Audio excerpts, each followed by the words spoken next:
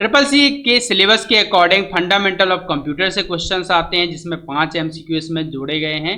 Operating system के questions आएंगे, word processing के, स्प्रेडशीट सॉफ्टवेयर में, लिब्रे ऑफिस कैल्क और इम्प्रेस के क्वेश्चन प्रेजेंटेशन के लिए, introduction to internet, W and web services के क्वेश्चंस आते हैं, email, social networking and e governance services से क्वेश्चंस आते हैं, digital financial tools and application से आते हैं, और future skill and cyber security से भी प्रश्न किए जाते हैं।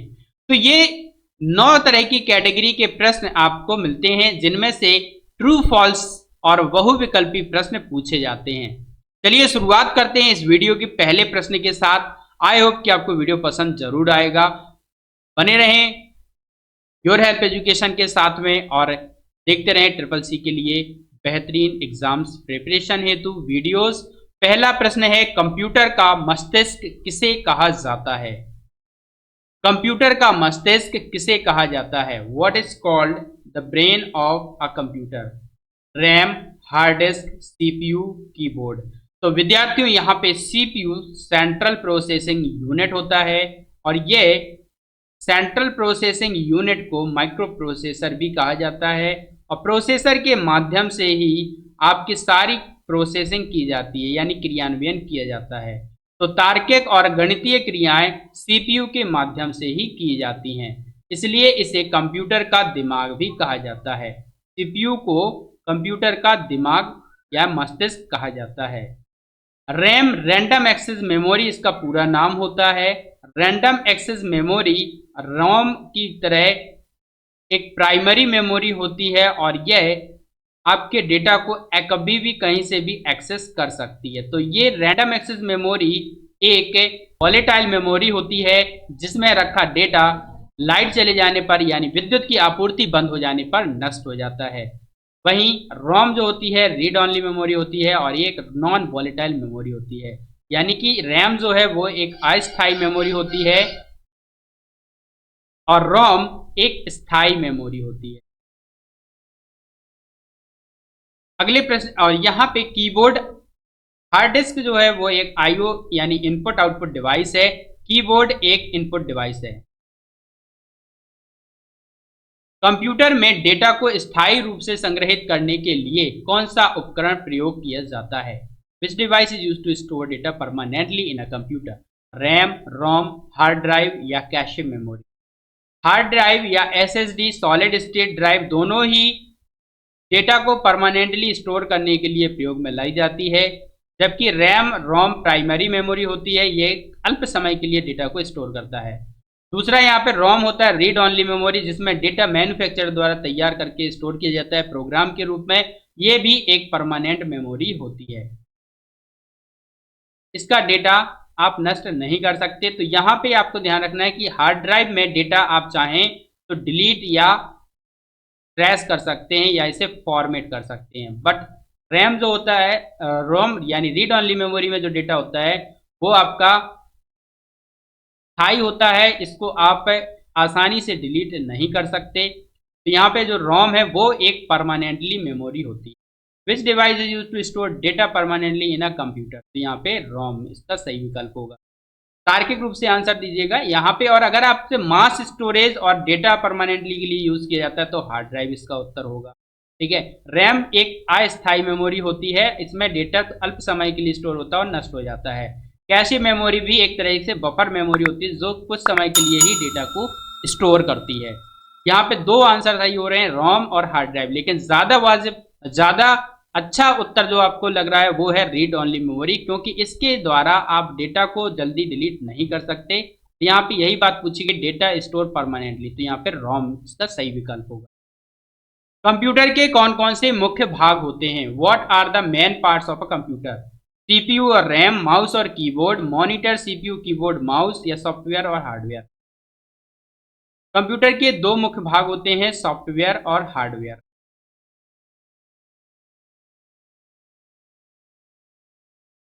मॉनिटर, सीपीयू, कीबोर्ड, माउस, ये मॉनिटर हुआ, सीपीयू हुआ, कीबोर्ड, माउस, इनसे जुड़ करके एक पूरा कंप्यूटर सिस्टम तैयार होता है हार्डवेयर पार्ट्स के रूप में। और सॉफ्टवेयर और हार्डवेयर के अंतर्गत ये hardware, monitor, CPU, keyboard, mouse सभी सम्मिलित हो जाएंगे। कंप्यूटर में इनपुट डिवाइस का क्या कार्य होता है?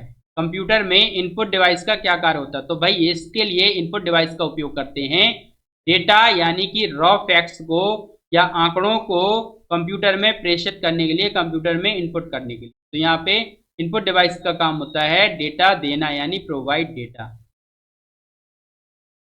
सबसे पहले विकसित कंप्यूटर किस पीढ़ी का था? सबसे पहले विकसित कंप्यूटर किस पीढ़ी का था? तो सबसे ज़्यादा पहले जो कंप्यूटर विकसित कंप्यूटर था जिसे पर्सनल कंप्यूटर के रूप में प्रयोग किया जाने लगा वह था थर्ड जनरेशन यानी तीसरी पीढ़ी, जिसमें आईसी इंटीग्रेटेड सर्किट का उपयोग किया जाने लगा। ऑपरेटिंग सिस्टम का मुख्य कार्य क्या है? ऑपरेटिंग सिस्टम का मुख्य कार्य है हार्डवेयर और सॉफ्टवेयर के बीच इंटरफेस प्रदान करना।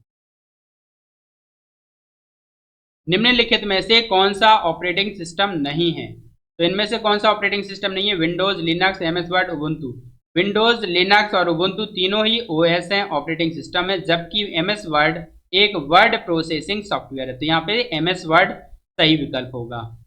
विंडोज में फाइल और फोल्डर को देखने के लिए किस टूल का उपयोग किया जाता है? जब आप विंडोज में फाइल और फोल्डर को देखना होता है तो आपको फाइल एक्सप्लोरर को ओपन करना होता है। ये देखिए, ये जो ऑप्शन आइकन बना हुआ है यहाँ टास्क बार में, ये फाइल एक्सप्लोरर। लिनक्स क्या है? लिनक्स एक ओपन सोर्स ऑपरेटिंग सिस्टम है। क्या है लिनक्स? एक ओपन सोर्स ऑपरेटिंग सिस्टम है। एंड इसके बाद प्रश्न है शॉर्टकट कंट्रोल अल्ट डिलीट, इसका उपयोग किस लिए होता है? तो ये जब आपको टास्क मैनेजर को ओपन करना हो तो कंट्रोल के साथ में अल्ट डेल की प्रेस करते हैं। तो टास्क मैनेजर खोलने के लिए control plus alt plus del key का प्रयोग करते हैं। विंडोज का जीयूआई आधारित ऑपरेटिंग सिस्टम किस पीढ़ी में प्रचलित हुआ? दूसरी पीढ़ी, तीसरी, चौथी, पांचवी। तो ये चौथी पीढ़ी में Windows OS become popular. Linux में टर्मिनल किसके लिए उपयोग होता है? लिनक्स में जो टर्मिनल होता है वो किस लिए उपयोग में किया जाता है? कमांड देने के लिए, फोटो एडिट, डॉक्यूमेंट टाइप करने या गेम खेलने के लिए। तो लिनक्स में ध्यान रखें टर्मिनल का उपयोग कमांड देने के लिए किया जाता है। जैसे डॉस टर्मिनल हुआ, एक ब्लैक कलर की विंडो ओपन हो जाएगी जहाँ पे आप सिर्फ कमांड टाइप करते हैं, ठीक। तो कमांड टाइप करने के लिए टर्मिनल का उपयोग करते हैं। विंडोज ओएस में रिसाइकिल बिन का क्या कार्य होता है? ऑपरेटिंग सिस्टम विंडोज में रिसाइकिल बिन का कार्य होता है डिलीटेड फाइल को संग्रहित करना, डिलीटेड फाइल को संग्रहित करना। लिनक्स का कर्नेल किस प्रकार का है? लिनक्स का कर्नेल मोनोलिथिक कर्नेल है। इस तरह का है मोनोलिथिक कर्नेल। विंडोज में एकाधिक कार्य एक साथ करने की क्षमता को क्या कहते हैं? अगर एक साथ कार्य करने की क्षमता है तो उसको मल्टीटास्किंग कहा जाता है। एक साथ वो कई कार्य कर सकता है। लिब्रे ऑफिस राइटर किस प्रकार का सॉफ्टवेयर है? लिब्रे ऑफिस राइटर एक वर्ड प्रोसेसर सॉफ्टवेयर। ध्यान रखिए किस तरह का है, वर्ड प्रोसेसर सॉफ्टवेयर। स्प्रेडशीट है कैल्क और प्रेजेंटेशन टूल के लिए है इम्प्रेस। ठीक है, अगले प्रश्न पे बढ़ते हैं। लिब्रे ऑफिस राइटर में नई फाइल को खोलने की शॉर्टकट कुंजी क्या है? जब आपको नई फाइल खोलनी हो तो प्रेस करें control plus N, control N. किसी टेक्स्ट को बोल्ड करने की शॉर्टकट कुंजी क्या है? टेक्स्ट को बोल्ड करने के लिए आपको प्रेस करना होता है कंट्रोल प्लस बी यानी बोल्ड। लिब्रे ऑफिस राइटर में पेज नंबर जोड़ने के लिए किस मेनू का उपयोग होता है? Format, insert, tools, table. तो यहाँ पे फॉर्मेट मेनू के अंतर्गत आप पेज नंबर जोड़ सकते हैं। राइटर में सेव करने के लिए किस शॉर्टकट का उपयोग होता है? कंट्रोल के साथ में एस की प्रेस करके आप सेव कर सकते हैं डॉक्यूमेंट। लिब्रे ऑफिस राइटर में फाइंड एंड रिप्लेस की शॉर्टकट कुंजी क्या है? शॉर्टकट कुंजी कंट्रोल के साथ में आपको एच प्रेस करना होगा फाइंड एंड रिप्लेस के लिए। लिब्रे ऑफिस राइटर में डिफॉल्ट फाइल फॉर्मेट क्या होता है? जो भी लिब्रे ऑफिस राइटर में डिफॉल्ट फाइल फॉर्मेट होता है वो होता है .odt, open document text. txt होता है टेक्स्ट फाइल जो कि नोटपैड की होती है। rtf वर्डपैड की फाइल होती है rich text format, rich text format. And .docx जो फॉर्मेट है, docx ये होता है एमएस वर्ड का, एमएस वर्ड का एक्सटेंशन। लिब्रे ऑफिस राइटर में हेडर और फुटर कहाँ से जोड़े जाते हैं? View Meenu, tools Meenu, format Meenu, insert Meenu. तो ये आपको इंसर्ट मीनू से जोड़े जाते हैं, इंसर्ट, हेडर एंड फुटर। और फॉर्मेट पे जाकर के आप उसमें कुछ परिवर्तन भी कर सकते हैं। टेक्स्ट को इटैलिक करने की शॉर्टकट कुंजी क्या है? टेक्स्ट को इटैलिक करने के लिए कंट्रोल के साथ में आई प्रेस करना होता है। लिब्रे ऑफिस राइटर में जस्टिफाई अलाइनमेंट किसके लिए उपयोग होता है?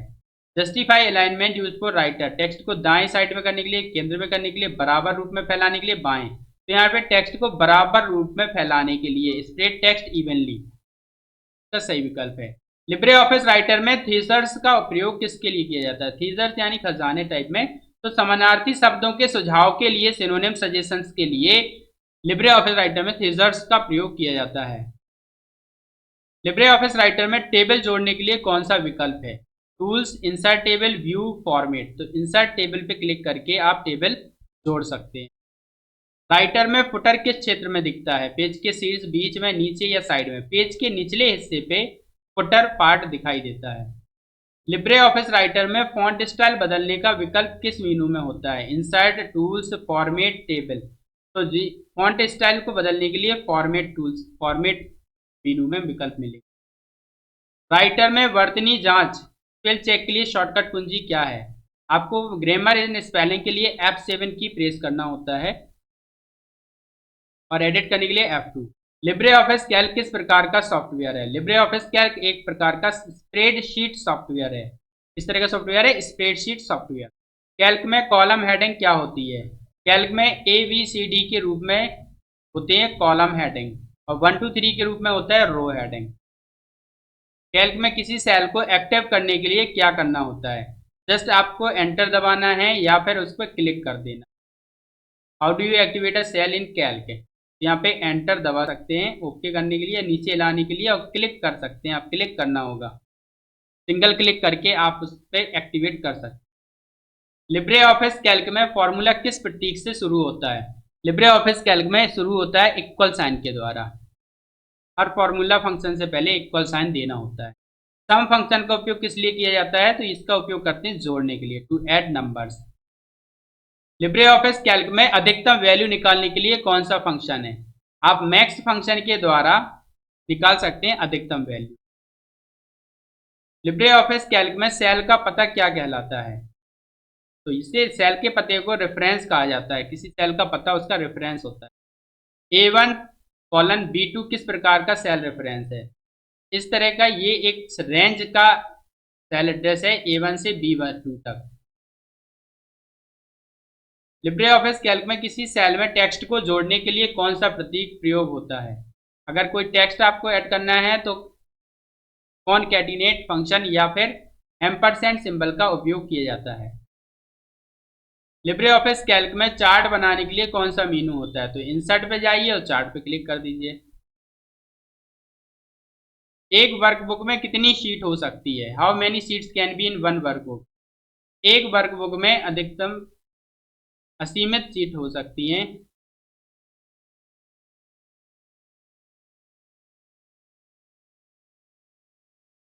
कैल्क में सेल की सामग्री को हटाने के लिए किस कुंजी का प्रयोग करते हैं? Which key is use to delete cell content in Calc? Delete key का प्रयोग आप कर सकते हैं। ऑटो सम का शॉर्टकट बटन किस टूल बार में होता है? Drawing tool bar, formula, standard tool bar, formatting tool bar. तो स्टैंडर्ड टूल बार में आपको मिल जाएगा auto some function. If function का प्रयोग किसके लिए होता है? इफ फंक्शन शर्त केवल जोड़ने के लिए, शर्त लागू करने के लिए, सेल फॉर्मेट, हाइपरलिंक। कोई भी शर्त लागू करने के लिए आप इफ फंक्शन का उपयोग करते हैं। किसी कॉलम की चौड़ाई बदलने के लिए क्या किया जाता है? फॉर्मेट पे जाएंगे, कॉलम विड्थ करेंगे, इंसर्ट या व्यू या फाइल। तो यहाँ पे फॉर्मेट पे जाइए, कॉलम पे जाइए, विड्थ पे। लिब्रे ऑफिस इम्प्रेस किस प्रकार का सॉफ्टवेयर है? Word processor, spreadsheet, presentation, email client. तो एक तरह का प्रेजेंटेशन सॉफ्टवेयर है Libre office impress. Libre office impress में नई स्लाइड जोड़ने का शॉर्टकट क्या है? तो कंट्रोल N से आप एक नई फाइल क्रिएट करते हैं एंड कंट्रोल के साथ में M प्रेस करके आप एक नई स्लाइड को ऐड कर सकते हैं। इम्प्रेस में स्लाइड शो शुरू करने की शॉर्टकट कुंजी क्या है? तो याद रखें F5 की।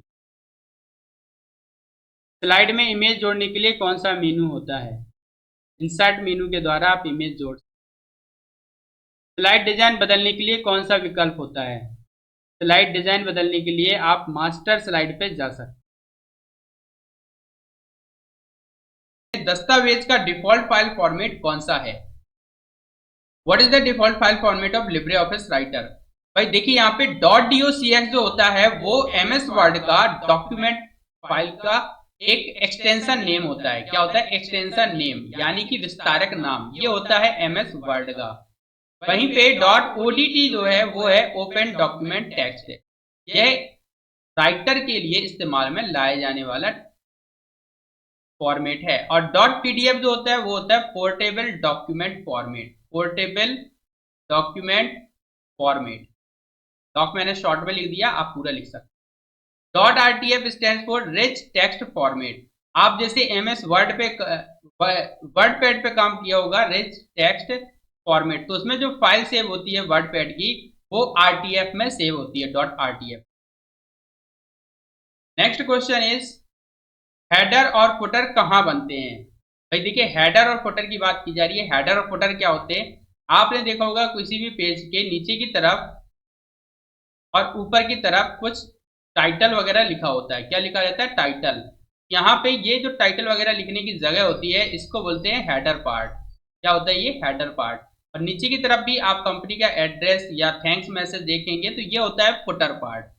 दूसरी तरफ यहाँ से मार्जिन के लिए आपने देखा होगा कुछ इस तरह की लाइन रहती है या जगह छोड़ दी जाती है एप्लीकेशन लिखते समय, तो ये है मार्जिन। कहाँ से?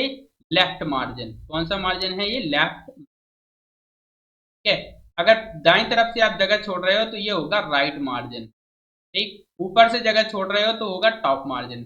चलिए वापस टॉपिक पे आते हैं। हेडर और फुटर कहाँ बनते हैं? तो ये जो पेज लेआउट है इस पर आपका हेडर एंड फुटर क्रिएट होता है या बनता है। अगला प्रश्न है राइटर में ट्रैक चेंजेस फीचर का उपयोग किस लिए होता है?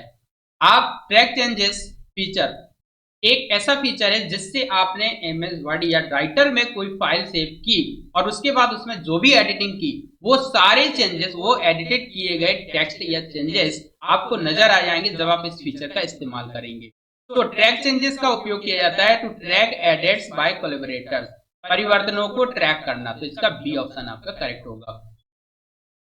पैराग्राफ स्टाइल सेट करने के लिए कौन सा पेन उपयोगी है? पेन क्या है भैया? देखिए आपने डॉक्यूमेंट विंडो में एप्लीकेशन विंडो में यहाँ पे जो दिया होता है वो होता है रिबन, और दूसरी तरफ राइटर में यहाँ साइड में एक ऑप्शन के लिए कुछ ऑप्शन दिए रहते हैं, इनको बोलते हैं पेन। क्या बोलते हैं?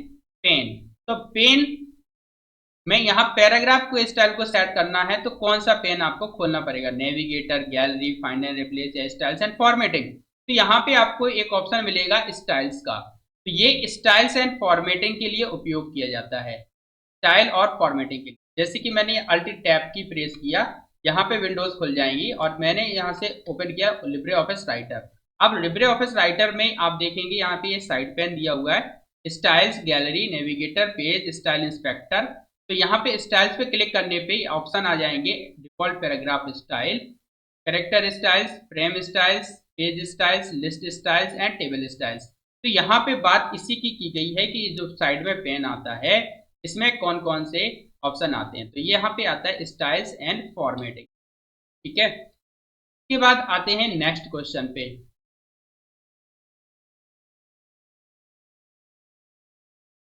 राइटर में पेज ब्रेक डालने के लिए कौन सा शॉर्टकट है? अगर आपको राइटर में पेज ब्रेक डालना है तो कौन सा शॉर्टकट इस्तेमाल होगा?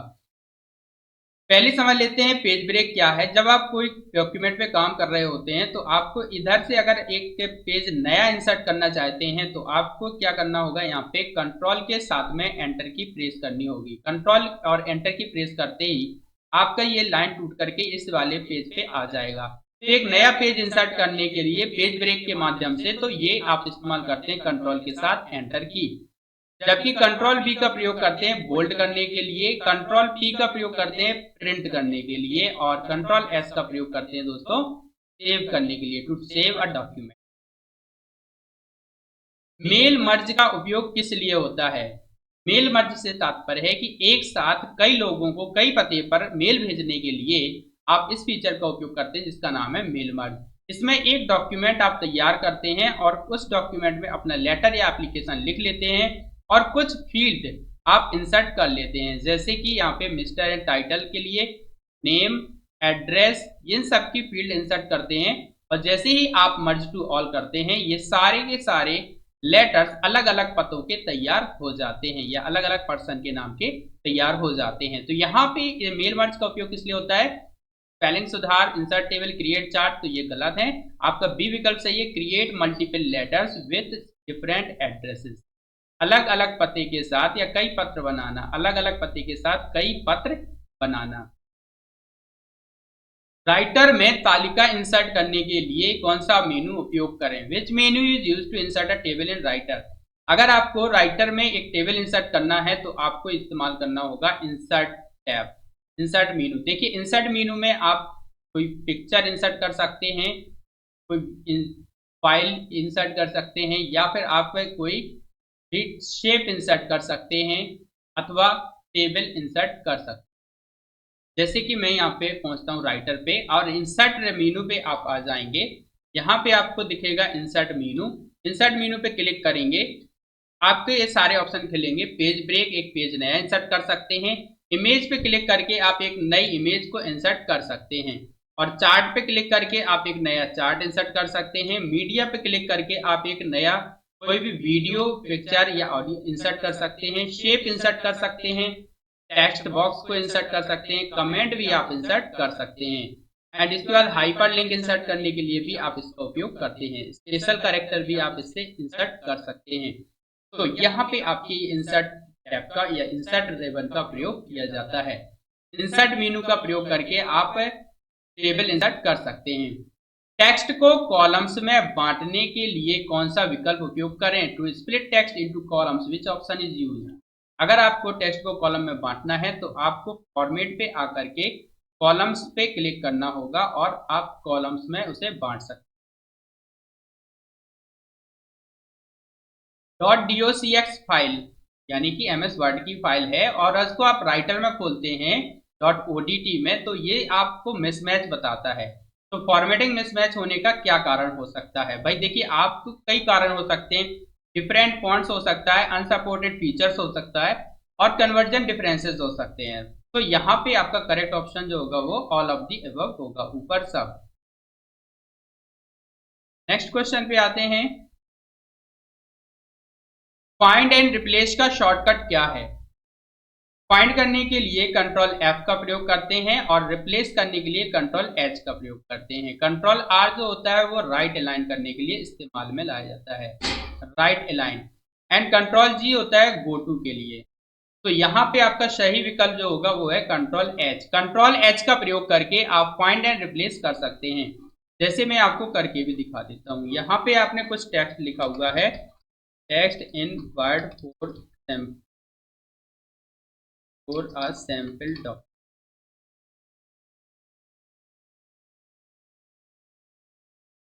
अब यहाँ पे आपको फाइंड करके बदलना है, रिप्लेस करना है सैंपल को, तो आपको प्रयोग करना होगा कंट्रोल H। कंट्रोल H आपको डाल देना है। कंट्रोल H आप प्रेस करेंगे, फाइंड में जाएंगे, आप टाइप करेंगे सैंपल, एंड रिप्लेस में आपको टाइप करना है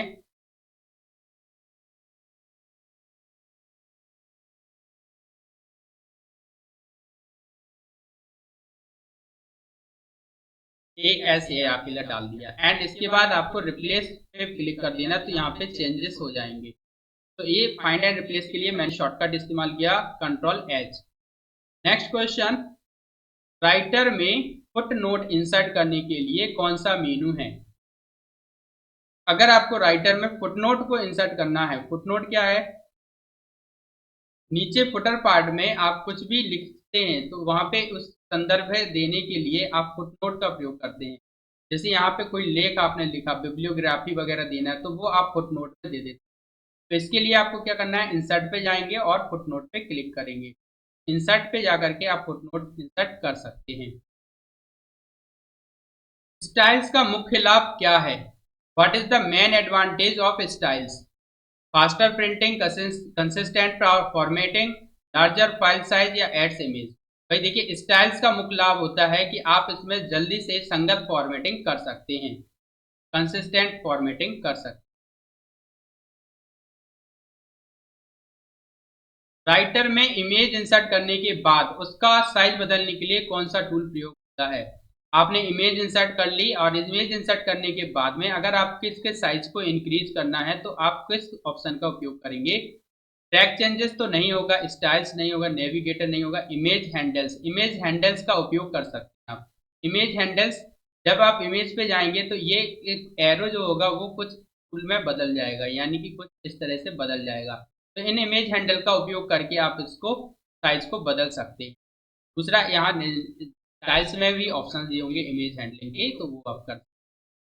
ऑटो करेक्ट का प्रयोग किस लिए होता है? ऑटो करेक्ट ऑप्शन आपने देखा होगा एमएस वर्ड में, या फिर आप राइटर चलाते हैं तो राइटर में देखा होगा कि अगर आपने कुछ भी लिखा, मान लीजिए मैंने लिखा यहाँ पे दिस, एंड दिस लिखने के बाद में मैंने इस जगह पे इज माय डॉक्यूमेंट की स्पेलिंग मैंने गलत लिखी, डॉक्यूमेंट लिखी, तो ये ऑटोमेटिकली इसको सही करके डॉक्यूमेंट में कन्वर्ट कर देगा।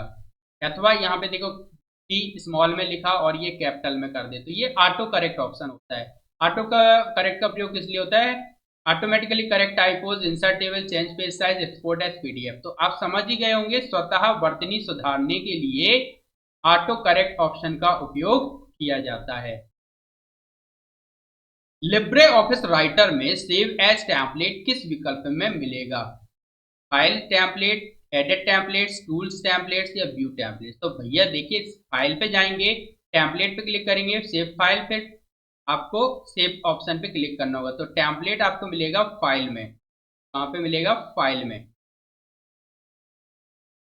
ट्रैक चेंजेस को एक्सेप्ट या रिजेक्ट करने के लिए कौन सा मेनू है?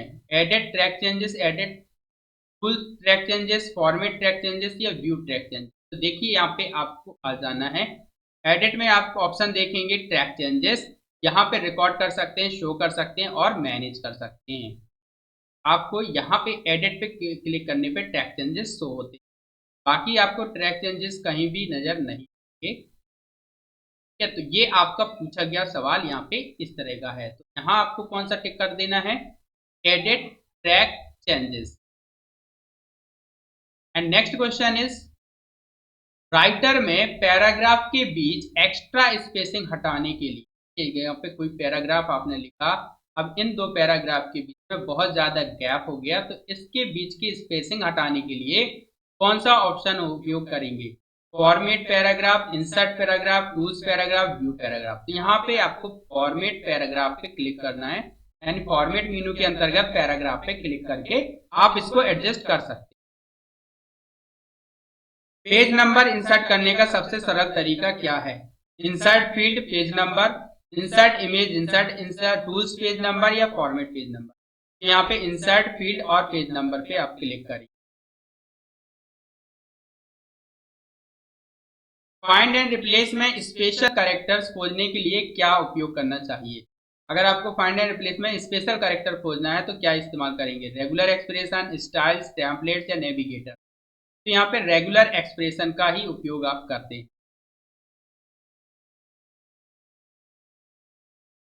राइटर में विडो ऑर्फन कंट्रोल किसके लिए है? विडो ऑर्फन कंट्रोल, इस तरह का जो सिंबल होता है, हाइफन टाइप का लगा होगा, तो इससे पृष्ठ के ऊपर नीचे अकेला लाइन रोकना, insert image, spell check, create table. तो यहाँ पे इसका उपयोग है prevent single lines at top bottom of page, bottom page के ऊपर या नीचे अकेले लाइन को रोकने के लिए विडो ऑर्फन कंट्रोल होता है। टेबल प्रॉपर्टीज में सेल मर्ज करने के लिए कौन सा ऑप्शन है? तो जैसे यहाँ पे टेबल्स बनी हो और टेबल्स में दो या दो से अधिक सेल्स को आपको मर्ज करना हो, इन सेल्स को एक सेल बनाना हो, तो मर्ज सेल कहलाता है। और इसके लिए कौन सा ऑप्शन होगा? तो यहाँ पे एक ऑप्शन मिलेगा मर्ज cell, merge cells. Template dot OTT का उपयोग क्यों करते हैं? टेम्पलेट में डॉट ओटीटी का उपयोग क्यों करते हैं? Reuse document layout, compress file, encrypt file, view only? तो यहाँ पे दस्तावेज लेआउट दोबारा इस्तेमाल करने के लिए ही टेम्पलेट का उपयोग किया जाता है, तो इसका पहला ऑप्शन ही सही होगा, रीयूज डॉक्यूमेंट लेआउट। राइटर में TOC, table of contents, table of contents क्या होता है कि जैसे आपने पूरे डॉक्यूमेंट लिखे अलग अलग पेज पे उसमें हेडिंग्स होंगी, उन हेडिंग्स को आप पहले पेज पे ला करके लिख लेते हैं, तो ये पहली हेडिंग, दूसरी हेडिंग, तो ये इंडेक्स बन जाता है। इसको आप टेबल ऑफ कंटेंट बोलते हैं। इसको इंसर्ट करने के लिए क्या उपयोग करना होगा? Insert table of content, format पे आएंगे, फिर टेबल पे, टूल्स पे, फिर टेबल ऑफ कंटेंट पे आएंगे या व्यू इंडेक्स पे आएंगे। तो यहाँ पे आप देख ही लेते हैं इसको। इंसर्ट पे आकर के आपने क्लिक किया और यहाँ से टेबल ऑफ कंटेंट पे आएंगे, टेबल ऑफ कंटेंट्स आप पे क्लिक करेंगे तो यहाँ पे टाइटल अकेला आ जाएगा। जो भी आपने हेडिंग में दे रखा है टाइटल वगैरह कहीं भी, वो यहाँ पे प्रदर्शित हो जाए। जैसे मैंने इसको बना दिया हेडिंग, ठीक है, कर दिया एंड एंटर कर दिया। तो यहाँ पे ये जो हेडिंग्स है, ये हेडिंग्स के रूप में यहाँ पे आ जाता है टेबल ऑफ कंटेंट। फिलहाल यहाँ पे बाद में बनाई है, रिफ्रेश करना होगा। तो आपको यहाँ पे ऑप्शन ये याद रखना है, insert table of contents and index. Spell check का शॉर्टकट क्या है? स्पेल चेक करने का शॉर्टकट जो है वो है F7। क्या है? F7। F7 की का प्रयोग करके आप स्पेल चेक कर सकते हैं। कौन सा पेन डॉक्यूमेंट स्ट्रक्चर जल्दी दिखाता है? Navigator, styles, gallery, tracking. तो डॉक्यूमेंट स्ट्रक्चर देखने के लिए आपको स्टाइल नेविगेटर पेन का उपयोग करना है। नेविगेटर पेन का उपयोग करके आप डॉक्यूमेंट स्ट्रक्चर को जल्दी देख सकते हैं। डॉक्यूमेंट को पीडीएफ में एक्सपोर्ट करने का आसान तरीका क्या है? हाँ भाई देखो, एमएस वर्ड में आपको एक्सपोर्ट एज पीडीएफ नहीं मिलता है, मिलता है तो आपको सब्सक्रिप्शन लेना होता है। अगर आप उसको सेव एज पीडीएफ करते हैं तो आसानी से हो जाता है। लेकिन यहाँ पे आपको लिब्रे ऑफिस राइटर में डॉक्यूमेंट को पीडीएफ में एक्सपोर्ट करने का भी ऑप्शन दिया होता है। सो फाइल पे जा करके आप एक्सपोर्ट एज पीडीएफ पे क्लिक करते हैं और आप फाइल को एक्सपोर्ट कर सकते हैं। राइटर में बुलेट्स या नंबरिंग शुरू करने के लिए शॉर्टकट क्या है? का ऑप्शन दिया होता है कंट्रोल शिफ्ट बी। तो यहाँ पे कंट्रोल शिफ्ट बी आप प्रेस करेंगे तो आपके तरह से आ जाएगा। ठीक, जैसे मैंने इसको सिलेक्ट किया, कंट्रोल शिफ्ट बी का प्रयोग किया तो ये बोल्डनेस को कम कर दे रहा है। सुपर स्क्रिप्ट सब स्क्रिप्ट के लिए कंट्रोल शिफ्ट, जबकि यहाँ पे जो ऑप्शन दिया हुआ है उसमें आपको यही याद रखना है, कंट्रोल शिफ्ट बी बुलेट्स या नंबरिंग शुरू करने के लिए शॉर्टकट। कुछ केसेस में बदल भी जाता है। कैरेक्टर फॉर्मेटिंग को बदलने के लिए कौन सा डायलॉग बॉक्स उपयोग होता है? अगर आपको कैरेक्टर फॉर्मेटिंग बदलना है तो इसके लिए आपको कैरेक्टर डायलॉग बॉक्स का ही उपयोग करना होता है। इंसर्ट फ्रेम का इस्तेमाल किसके लिए होता है? Insert of frame, insert floating object, insert table, change margins या स्पेल चेक। तो यहाँ पे फ्लोटिंग ऑब्जेक्ट डालने के लिए आप फ्रेम का प्रयोग करते हैं, फ्रेम का उपयोग करते हैं इंसर्ट फ्लोटिंग ऑब्जेक्ट टेक्स्ट और इमेज के। टैग चेंजेस के दौरान कौन सा रंग दिखाई देता है? बदलावों के लिए मार्कअप रंग, पृष्ठभूमि रंग या पृष्ठ संख्या रंग या हेडर रंग। टैग चेंजेस के दौरान जो भी बदलाव हुए हैं उस पर मार्कअप रंग जो होंगे वो आपको दिखाई देंगे। Markup colour for edits. Writer में हेडर में इमेज डालने के बाद वह सभी पृष्ठों में दिखे, इसके लिए क्या करें? अगर आपने जैसे इमेज है ये सब पृष्ठों पर दिखाई दे तो इसके लिए क्या करें? Insert image in header style, apply to all pages, body में डालें, फुटर में डालें या मेल मर्ज करें। तो यहाँ पे आपको इंसर्ट इमेज इन बॉडी, अगर यहाँ पे हेडर इमेज डालने की बात वह सभी पृष्ठों में दिखे, इसके लिए क्या करें वाली बात है, तो ये आपको हेडर वाला लगाना। Insert image in header style, apply to all page. Footnote और एंड नोट में मुख्य अंतर क्या है? भाई देखिए, फुट नोट क्या होता है? प्रत्येक डॉक्यूमेंट के अंत में आप नीचे लिखते हैं फुट नोट। और एंड नोट क्या होता है? पूरा जब डॉक्यूमेंट फिनिश होता है, जैसे कि यहाँ पे एक पेज और इंसर्ट हो जाता है एंड लास्ट में हम बिब्लियोग्राफी लिखते हैं, तो ये होता है and note. And note last में लिखा जाता है, फुट नोट पेज के अंत में या फिर पैराग्राफ के अंत में भी आप लिख सकते हैं। फुट नोट पेज के या पैराग्राफ के अंत में लिखा जाता है, एंड नोट सबसे लास्ट में लिखा जाता है document. Foot note bottom of page, and note end of document. ठीक है, तो ये पहला विकल्प का सही है। राइटर में ऑटो सेव सेट करने के लिए कौन सा मेनू है? अपने आप ही सेव हो जाए तो इसके लिए आप टूल्स पे जाएंगे, ऑप्शंस पे, load save general, tools options load save. तो यहाँ पे आपको इस पे ही क्लिक कर देना है, टूल्स ऑप्शन कोड और सेव जर्नल।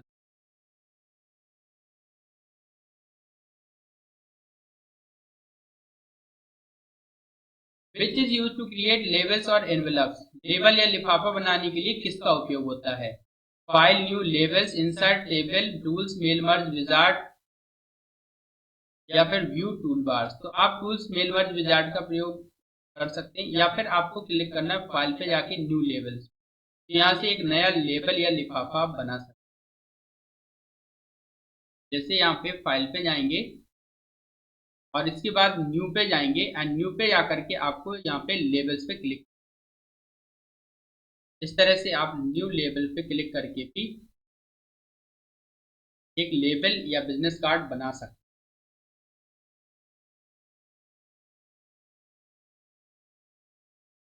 अब इसके बाद आते हैं लिब्रे ऑफिस कैल्क के क्वेश्चंस। कैल्क में सेल रेफरेंस A1 को एब्सोल्यूट रेफरेंस कैसे लिखेंगे?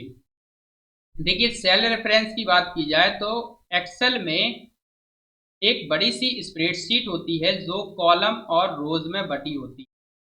इस तरह से ये स्प्रेडशीट होती है और ये कॉलम और रो में बटी होती है। वर्टिकल जो दो बीच लाइन्स के बीच की जगह है इसको बोलते हैं कॉलम। क्या बोलते हैं? कॉलम। और दो हॉरिजॉन्टल लाइन्स के बीच की वो जगह बोलते हैं रो। और रो नंबर को 1 2 3 4 5 6 में लिखा जाता है। कॉलम को ABCD के रूप में लिखा जाता है। ठीक है, तो यहाँ पे ये जो A1 है ये इस सेल का एड्रेस है। A1 क्या है? इस सेल का एड्रेस है। अब इसमें रेफरेंस यही सेल का रेफरेंस है। अब रेफरेंस दो तीन तरह के होते हैं। पहला तो होता है रिलेटिव रेफरेंस। रिलेटिव रेफरेंस में क्या है कि आपके रो और कॉलम जब आप इसे ड्रैग करोगे तो बढ़ते हुए रो और कॉलम दोनों ही बदलते जाते हैं। रिलेटिव रेफरेंस बोलते हैं। इसमें क्या है कि कोई भी ना तो कॉलम या ना ही रो, दोनों में से कोई भी लॉक नहीं होता। तो ये एक रिलेटिव रेफरेंस का एग्जाम्पल है। इसके बाद दूसरे नंबर का होता है एब्सोल्यूट रेफरेंस। एब्सोल्यूट रेफरेंस में क्या होता है कि एक कोई भी जो सेल है वो एक फिक्स्ड सेल होती है, उसी की डिटेल दी जाए। तो यहाँ पे A1 को अगर हमें फिक्स करना है, इसके लिए डॉलर साइन का इस्तेमाल करते हैं, $A$1। तो यहाँ पे डॉलर साइन का इस्तेमाल करके ये कोड लिखा जाएगा $A$1। और अगर तीसरा होता है मिक्स्ड रेफरेंस। कौन सा? Mixed reference. मिक्स्ड रेफरेंस में एक कॉलम या रो में से कोई एक मुक्त रहेगा और दूसरा लॉक रहेगा। तो यहाँ पे $A1 या A$1 ये मिक्स्ड एड्रेस है। तो यहाँ पे तीनों तरह के दिए हैं। ये वाला है एब्सोल्यूट रेफरेंस, है एब्सोल्यूट रेफरेंस, ये इसका सही विकल्प है। A$1 ये मिक्स्ड रेफरेंस है, ये है मिक्स्ड रेफरेंस, ये भी मिक्स्ड रेफरेंस, और ये है आपका रिलेटिव रेफरेंस। ठीक है, तो ये रिलेटिव रेफरेंस। सम का शॉर्टकट कौन सा है? शॉर्टकट फॉर सम, सम के लिए शॉर्टकट प्रयोग करते हैं अल्ट के साथ इक्वल की। अल्ट के साथ इक्वल की का प्रयोग करके आप ऑटो सम कर सकते हैं।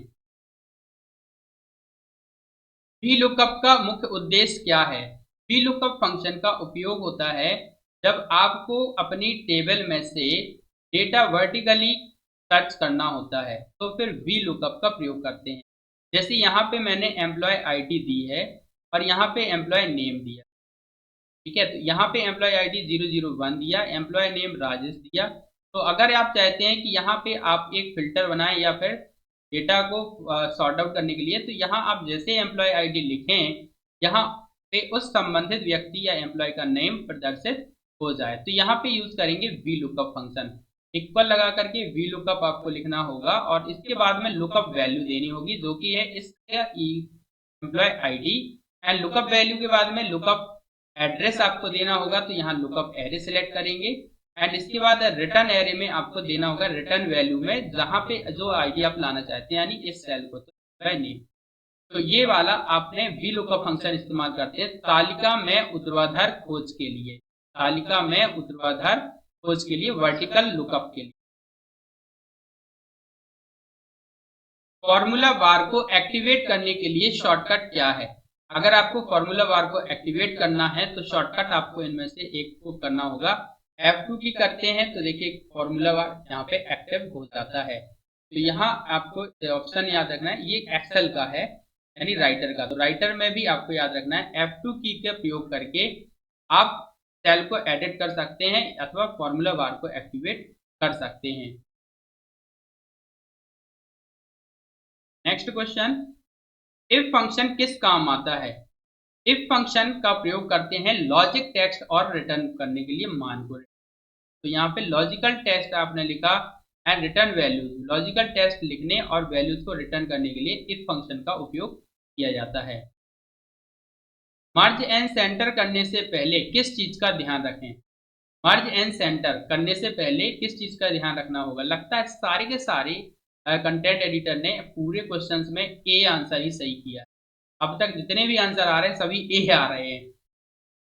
मर्ज एंड सेंटर करने से पहले किस चीज का ध्यान रखें? Data in only one cell else lost, formatting removed, sheet locked, chart delete. तो यहाँ भी ये डेटा केवल एक सेल में हो वरना खो सकता है, इसके लिए मर्ज एंड सेंटर करना होगा। इससे करने से पहले ध्यान रखना होगा। तो जैसे कि मान लो यहाँ पे एक टेबल बनी है और इस टेबल में 2 कॉलम, 2 सेल, 3 सेल हैं और इसमें हमने लिख रखा है नेम और इसमें लिख रखा है एड्रेस। तो जब हम इसे मर्ज करेंगे तो ये ध्यान रखना होगा कि डेटा केवल एक सेल में ही रहेगा, नेम का रहेगा, एड्रेस का हट जाएगा। तो इससे पहले इसकी कॉपी कर लेनी चाहिए, इसको अलग कर लेना चाहिए, ठीक है। तो ये एक सेल बन जाती है, तो ये केवल एक ही सेल का डेटा स्टोर करता है। Data in only one cell as lost, एक सेल का डेटा रहेगा, बाकी नष्ट हो जाएगा। काउंट ए फंक्शन क्या करता है? काउंट ए फंक्शन खाली नहीं सेल की गिनती करता है, खाली सेल गिनता है या केवल संख्या गिनता है या मान जोड़ता है। काउंट ए एम्प्टी सेल्स जितनी भी होती है, नॉन एम्प्टी सेल्स जो होगी वो आपको काउंट करके देता है। Counts and non empty cells, जो रिक्त सेल नहीं है उनकी काउंटिंग करता है। कंडीशनल फॉर्मेटिंग किसके लिए उपयोग होता है? कंडीशनल फॉर्मेटिंग किसी कंडीशन के आधार पर, किसी स्थिति के आधार पर फॉर्मेट बदलने के लिए प्रयोग में लाया जाता है। Change cell format based on condition, जैसे कि यहाँ पे A1 इक्वल टू 55, तो जो कलर है उसका फॉर्मेट होगा वो रेड कलर हो जाए। ये आपको अगर करते हो तो ये कंडीशनल फॉर्मेटिंग है। पिवट टेबल को कैल्क में किस नाम से जाना जाता था? Pivot table, what was the older name for pivot table in Calc? Data pilot, pivot Calc, table wizard, data wizard. तो यहाँ पे टेबल विजार्ड के नाम से जाना जाता था। पिवट टेबल को कैल्क में। Next question is, absolute reference change करने के लिए F4 कैसे काम करता है? एब्सोल्यूट रेफरेंस चेंज करने के लिए F4 कैसे काम करता है? साइकिल्स $1 ये चक्र करता है। अगर ऑलवेज लॉक्स रोज, हमेशा पंक्ति लॉक करता है, हमेशा स्तंभ लॉक करता है, रेफरेंस डिलीट करता है, ये चक्र। एब्सोल्यूट रेफरेंस चेंज करने के लिए F4 की जब आप प्रेस करते हैं तो ये $1 को कन्वर्ट कर देगा $A1 में, फिर ये A1 में लाएगा और फिर से ये $1, इस तरह से ये कन्वर्ट करता जाता है। तो ये पहला ही इसका सही है, साइकिल्स करता है। एक बार F4 की प्रेस करेंगे एब्सोल्यूट रेफरेंस आएगा, फिर एक बार करेंगे $1 आएगा, फिर अगली बार करेंगे $A1 होगा, फिर A1 होगा। तो इस तरह से F4 की काम करता है। चार्ट इंसर्ट करने के लिए कौन सा मेनू है? तो भाई देखिए पहले ही आपको बताया था, इंसर्ट पे जाएंगे, चार्ट पे जाएंगे, चार्ट इंसर्ट करने। टेक्स्ट टू कॉलम्स, यानी कि आपने टेक्स्ट लिख रखा है 699 है, तो ये जो है एड्रेस आपने लिख रखा है, टेक्स्ट लिख रखा है, इसको कॉलम्स में, टेक्स्ट टू कॉलम किसके लिए उपयोग होता है? तो अगर आपने टेक्स्ट लिख रखा है तो उसको कई कॉलम में बांटने के लिए आप टेक्स्ट टू कॉलम्स का उपयोग करते हैं। Split text into multiple columns. Which function returns average, कौन सा फंक्शन एवरेज देता है, औसत देता है? तो यहाँ पे एवरेज फंक्शन ही आपको एवरेज देता है। पर लगाते हैं, एवरेज फंक्शन का उपयोग करते हैं और ब्रैकेट के अंदर रेंज को सिलेक्ट कराते हैं, इसका आपको एवरेज निकालना है।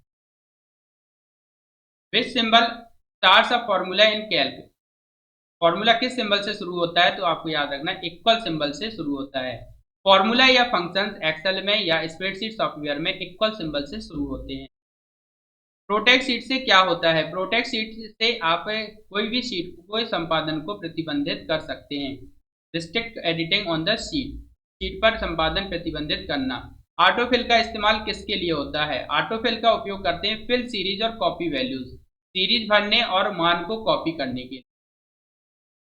कौन सा फंक्शन सबसे बड़ा मान लौटाता है? Which function gives largest value? तो मैक्स फंक्शन ये काम करता है जो कि मैक्सिमम वैल्यू को लौटाता है, रिटर्न करता है। वी लुकअप के कॉलम इंडेक्स नंबर पैरामीटर में क्या डाला जाता है? वी लुकअप में कॉलम इंडेक्स नंबर पैरामीटर में कॉलम नंबर की डाली जाती है जो आपको रिटर्न करानी होती है, 0 1 2 3। जैसे यहाँ पे 1 कॉलम दिए हैं employ ID, employ name and address, तो यहाँ पे अगर हमको एड्रेस रिटर्न करवाना है तो ये कॉलम रहेगा 1 2 3, तो 3 कॉलम रहेगा। Which function counts only numbers? कौन सा फंक्शन केवल संख्याओं को गिनता है? यहाँ पे काउंट, काउंट ए, काउंट ब्लैंक, सम, तो काउंट ए फंक्शन केवल संख्याओं को गिनता है, ना कि ब्लैंक सेल को। डेटा सॉर्ट का उपयोग किस लिए होता है? पंक्तियों को क्रम में लगाना, सूत्र डालना, शीट मर्ज करना, या डेटा सुरक्षित। अरेंज रोज इन ऑर्डर, पंक्तियों को और रोज को क्रम में लगाने के लिए। कौन सा फंक्शन क्षैतिज खोज करता है? तो horizontal lookup function, H lookup function horizontally find करता है, सर्च करता है। Which is the shortcut to edit cell? Cell edit करने का शॉर्टकट क्या है? तो F2 की का प्रयोग करके आप सेल को एडिट कर सकते हैं। फ्रीज रो एंड कॉलम का क्या फायदा है? आप हेडर विजिबल रखते हैं जब आप स्क्रॉल करते हैं, तो हेडर सेल्स को फिक्स्ड रखने के लिए आप फ्रीज कॉलम्स का उपयोग करते हैं। कॉनकैटिनेट फंक्शन का नया पर्याय क्या है? कॉनकैटिनेट फंक्शन का उपयोग कर सकते हैं आप टेक्स्ट ज्वाइन के बराबर, यानी कि ज्वाइन टेक्स्ट ज्वाइन फंक्शन के तरह आप उपयोग कर सकते हैं। अथवा कॉनकैट फंक्शन भी एक इसका पर्याय है, तो कॉनकैट फंक्शन का भी आप उपयोग कर सकते हैं। तो यहाँ पे नया पर्याय पूछा है, तो यहाँ पे आपको मॉडर्न एक्सेल कैल्क में अल्टरनेटिव टू कॉनकैटिनेट आप यूज करेंगे कॉनकैट या टेक्स्ट ज्वाइन। यहाँ पे ज्यादातर जो सही विकल्प है वो टेक्स्ट ज्वाइन है। टेक्स्ट ज्वाइन फंक्शन एक नया फंक्शन है। सर्कुलर रेफरेंस क्या है? What is a circular reference? Formula reverse it's on sale directly, सूत्र अपने ही सेल को संदर्भित करता है। Formula uses circular function, circular function उपयोग करता है। चार्ट रेफरेंस या कोई नहीं। तो यहाँ पे सर्कुलर रेफरेंस होता है फॉर्मूला अपने आप को भी डायरेक्टली इनडायरेक्टली संदर्भित करता है। विच मेनू फॉर डेटा वैलिडिटी? तो डेटा पे जाओ और वैलिडिटी पे जाओ, तो डेटा वैलिडिटी के लिए हो जाएगा। कौन सा फंक्शन आज की तारीख लौटाता है? भाई आज की तारीख के लिए आप कौन सा फंक्शन इस्तेमाल करेंगे? ऑब्वियसली टुडे फंक्शन, तो आपको टुडे फंक्शन। कौन सा फॉर्मेट संख्या को टेक्स्ट के रूप में स्टोर करता है? यहाँ पे टेक्स्ट फॉर्मेट संख्या को टेक्स्ट के रूप में स्टोर करता है। कौन सा फंक्शन आइटम की स्थिति देता है? आइटम की स्थिति देता है मैच फंक्शन, और इंडेक्स फंक्शन जो है उसके वैल्यू को रिटर्न करता है जहां भी वो वैल्यू होती है। तो ये दोनों ही साथ में इस्तेमाल होते हैं, इंडेक्स मैच फंक्शन। ठीक है, तो यहाँ पे मैच फंक्शन आइटम की स्थिति बताता है और इंडेक्स फंक्शन उसके पोजीशन को दर्शाता है, उसकी वैल्यू को। How to hide grid lines in a sheet? Sheet में ग्रिड लाइंस कैसे छुपाएं? व्यू पे जाइए, ग्रिड लाइंस को अनचेक कर दीजिए। मेल मर्ज के लिए कैल्क में कौन सा फंक्शन उपयोगी है? Use Calc as data source for Writer, तो कैल्क को डेटा सोर्स के रूप में उपयोग करें। Which file extension is default for Calc? Calc की डिफॉल्ट फाइल एक्सटेंशन क्या है? तो आपको याद रखना है dot ODS, open documents spreadsheet या open document sheet.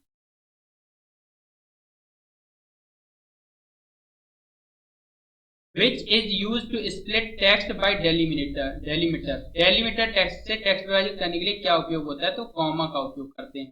Text two column, concat, सम या सॉर्ट, तो यहाँ पे टेक्स्ट टू कॉलम का उपयोग करते हैं। लिब्रे ऑफिस इम्प्रेस के क्वेश्चंस हैं लगभग 33 क्वेश्चंस, जल्दी जल्दी इन्हें भी समझते हैं। इम्प्रेस में स्लाइड मास्टर का उद्देश्य क्या है? स्लाइड में समान लेआउट स्टाइल को मेंटेन रखने के लिए उपयोग में लाते हैं स्लाइड मास्टर। स्लाइड मास्टर एक पहली स्लाइड होती है, एक मास्टर स्लाइड होती है जिसके एडिट करके आप सभी स्लाइड्स पर फॉर्मेटिंग को अप्लाई कर सकते हैं। स्लाइड ट्रांजिशन और एनिमेशन में मुख्य अंतर क्या है? भाई ट्रांजिशन का मतलब है एक एक स्लाइड में जब आप नई स्लाइड पे मूव ऑन करते हैं तो ये स्लाइड में कुछ परिवर्तन होते हैं, तो इसको बोलते हैं स्लाइडों के बीच परिवर्तन स्लाइड ट्रांजिशन होता है, और स्लाइड के अंदर कंटेंट में परिवर्तन एनिमेशन कहलाता है। तो transition between slides, animation inside slide. ठीक, तो ये पहला विकल्प इसका सही है। इम्प्रेस में स्लाइड शो शुरू करने का शॉर्टकट क्या है? आप F5 की प्रेस करके शॉर्ट स्लाइड शो शुरू कर सकते हैं। हैंडआउट के लिए कौन सी ऑप्शन उपयोगी है? फाइल पे जाइए, प्रिंट हैंडआउट पे क्लिक करिए, तो आप यहाँ से हैंडआउट को प्रिंट कर सकते हैं। प्रेजेंटर कंसोल क्या है? प्रेजेंटर कंसोल क्या होता है कि जब आप प्रेजेंट कर रहे होते हैं स्लाइड तो नीचे की तरफ कुछ टेक्स्ट लिखा हुआ आ जाता है, तो tools showing next slide, notes, timer for presenter, ये आपका प्रेजेंटर कंसोल कहलाता है। स्लाइड लेआउट बदलने के लिए कौन सा पेन उपयोग करें? तो अगर आपको स्लाइड लेआउट बदलना है तो आपको स्लाइड लेआउट पेन का उपयोग करना होगा। इम्प्रेस में ऑब्जेक्ट को एनिमेट करने के लिए कौन सा मेनू है? तो स्लाइड शो पे जाएंगे, कस्टम एनिमेशन पे क्लिक करेंगे और यहाँ से आप एनिमेशन बदल सकते हैं। सेव एज पीडीएफ करने पर स्लाइड का कौन सा पहलू प्रभावित नहीं होता? Slide content, slide transitions, animation remain interactive, presenter notes attend. तो ये होंगे, ये गलत है। एनिमेशन रिमेन इंटरेक्टिव ये नहीं हो पाता है, इंटरेक्टिव नहीं रहते हैं। यहाँ केवल स्लाइड कंटेंट जो होता है वो प्रदर्शित होता है, वो प्रभावित नहीं होता। एक page format for impress default, impress की डिफॉल्ट फॉर्मेट क्या है? इम्प्रेस की डिफॉल्ट फॉर्मेट है .odp, open document present, open document presentation.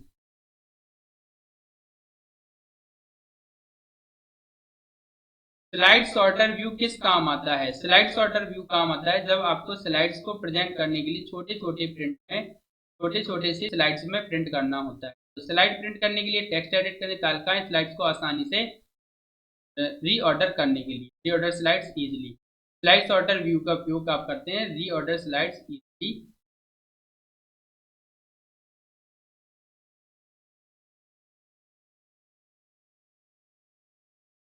Which option insert speaker notes, किस ऑप्शन से स्पीकर नोट्स डालते हैं? टूल्स पे जाएंगे, नोट्स पे जाएंगे। विच is use for slide duplication, slide clone करने के लिए क्या उपयोग होता है? अगर आपको स्लाइड को डुप्लीकेट करना है तो राइट क्लिक करेंगे, डुप्लीकेट स्लाइड पे जाएंगे, यहाँ पे इस ऑप्शन को आप सही कर लें, इंसर्ट नोट्स पे क्लिक करना होगा। Which option inserts speaker notes, तो आपको इंसर्ट पे जाना है, फिर नोट्स पे।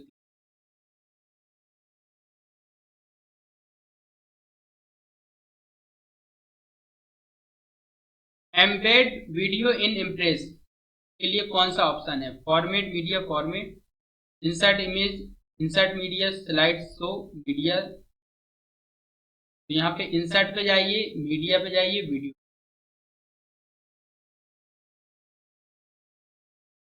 ट्रांजिशन ड्यूरेशन बदलने के लिए कहाँ जाएं? ट्रांजिशन ड्यूरेशन बदलना है अगर आपको तो फॉर्मेट ट्रांजिशन पे क्लिक करना होगा या स्लाइड ट्रांजिशन पेन पे क्लिक कर देंगे तो आप यहाँ से ट्रांजिशन ड्यूरेशन बदल सकते हैं। इम्प्रेस की हैंडआउट सेटिंग किसके लिए उपयोगी है? Print audience copies with multiple slides per page, edit animation, export notes. तो यहाँ पे बी विकल्प इसका सही है, print audience copies with multiple slides per page. Slide background बदलने का फास्टेस्ट तरीका क्या है? तो आप राइट क्लिक करिए और स्लाइड प्रॉपर्टीज पे जाकर के बैकग्राउंड बदल सकते हैं, टूल्स बैकग्राउंड, इंसर्ट बैकग्राउंड, या राइट क्लिक करके आप स्लाइड प्रॉपर्टी से भी बैकग्राउंड, तो ये ज़्यादा सही। व्यक्तिगत स्लाइड सामग्री संपादित करने के लिए कौन सा व्यू है? अगर आपको इंडिविजुअल स्लाइड को कंटेंट को बदलना है तो आप normal view, slide sorter, notes view, presenter view, normal view में आप चेंज करते हैं। इम्प्रेस में हाइपरलिंक जोड़ने के लिए किसका उपयोग करें? तो आपको इंसर्ट पे जाना है और हाइपरलिंक पे क्लिक कर देना। वस्तुओं को सही तरीके से अलाइन करने के लिए कौन सा विकल्प है? अगर आप वस्तुओं को सही तरीके से अलाइन करना चाहते हैं, अलाइन लेफ्ट सेंटर राइट करें। स्लाइड्स को इमेज के रूप में एक्सपोर्ट करने के लिए कौन सा मेनू है? फाइल पे जाइए, export file, file save as, insert, export, tools, export. तो फाइल पे जाइए, एक्सपोर्ट क्लिक करिए और एक्सपोर्ट कर देंगे आप इमेज के रूप में। एक्सपोर्ट करते समय कौन सा फॉर्मेट एनिमेशन को सपोर्ट करता है? जेपीजी, पीडीएफ, वीडियो फॉर्मेट्स और पीएनजी। एनिमेशन को सपोर्ट करता है आपका वीडियो फॉर्मेट्स लाइक एमपी।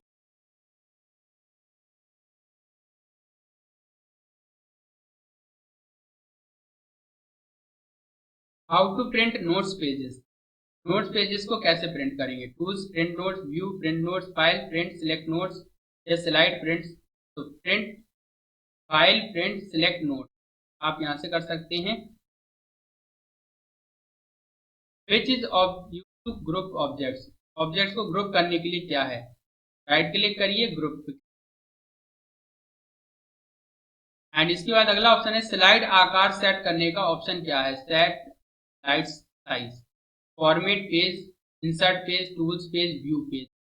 यहाँ पे आपको फॉर्मेट पे जाना, पेज पे क्लिक करना, सेट कर सकते हैं आप स्लाइड का आकार। 16:9 रखना है, A4 साइज का रखना है। संपादन के दौरान स्पीकर नोट्स कैसे जोड़ें? तो आपको स्लाइड पे जाना है, नोट्स।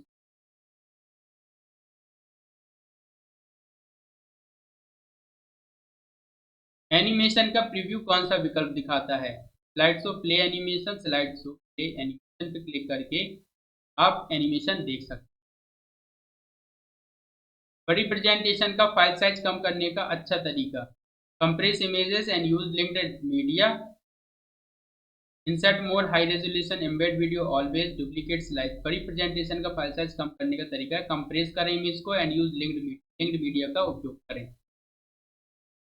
त्वरित फॉर्मेटिंग के लिए कौन सी टूलबार है? Animation toolbar, slide toolbar, formatting toolbar. तो फॉर्मेटिंग टूलबार का उपयोग करके आप त्वरित फॉर्मेटिंग कर सकते हैं।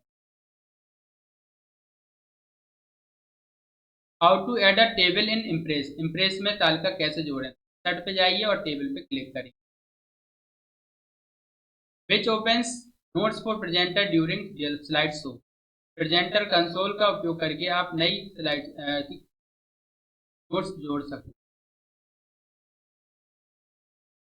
स्वचालित रूप से स्लाइड टाइमिंग सेट कैसे करें? तो आपको जाना स्लाइड ट्रांजिशन पे, एडवांस स्लाइड ऑटोमेटिकली पर आपको क्लिक कर दें।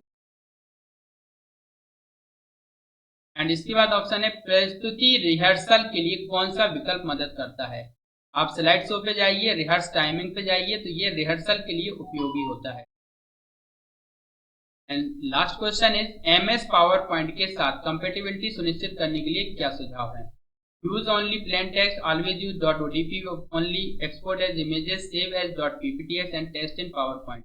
तो आप पावर पॉइंट के रूप में डॉट पीपीटीएक्स के रूप में सेव करके पावर पॉइंट में टेस्ट कर सकते हैं। मेल भेजने के लिए मुख्य रूप से कौन सा प्रोटोकॉल उपयोग किया जाता है? यहाँ पे देखिए POP3, SMTP, IMAP, FTP 4 protocol दिए हुए हैं। तो यहाँ बताना है कि भेजने के लिए यानी ईमेल भेजने के लिए किस प्रोटोकॉल का उपयोग किया जाता है?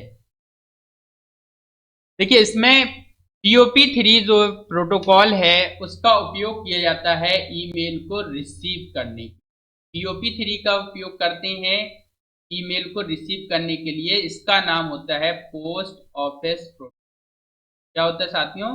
Post office protocol. इसका नाम है पोस्ट ऑफिस प्रोटोकॉल। ठीक है। और जो दूसरे नंबर पे दिया है SMTP, इसका नाम होता है simple mail transfer protocol. Simple mail transfer protocol के द्वारा आप क्या करते हैं कि ईमेल को भेजते हैं, यानी ईमेल भेजने के लिए इस प्रोटोकॉल का उपयोग। IMAP जितने भी इंटरनेट पर मेल एक्सेस होते हैं, मैसेज एक्सेस करने का प्रोटोकॉल है ये, internet message call, internet message access protocol,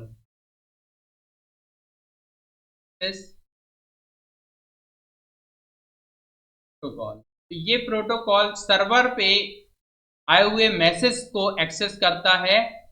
तो यहाँ SMTP इसका सही विकल्प होगा, SMTP।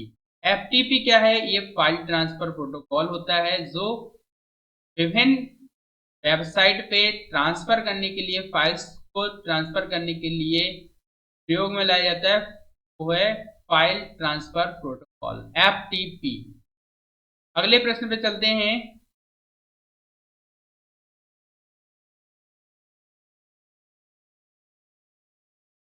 @ Symbol in an email address separates, email पते में @ चिन्ह किसे अलग करता है?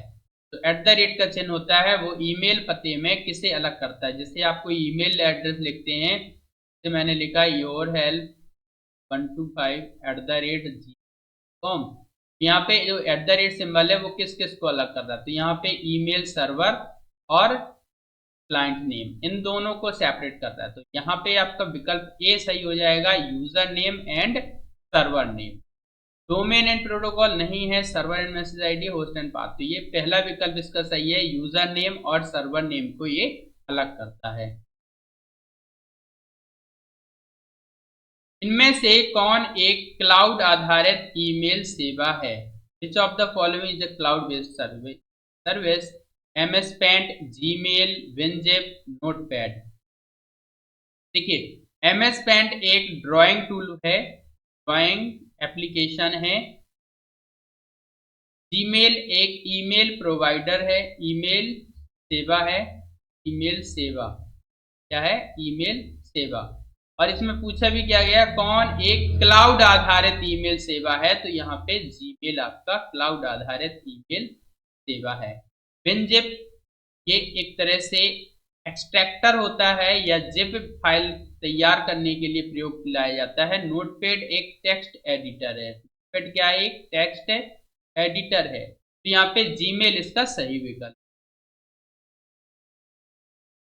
The term inbox refers to, inbox शब्द किसे दर्शाता है? इनबॉक्स शब्द जो है वो ईमेल में किसे दर्शाता है? सेंट मैसेजेस, सेंट का मतलब होता है भेजा जाना, तो ये सेंट मैसेजेस को नहीं दर्शाता है।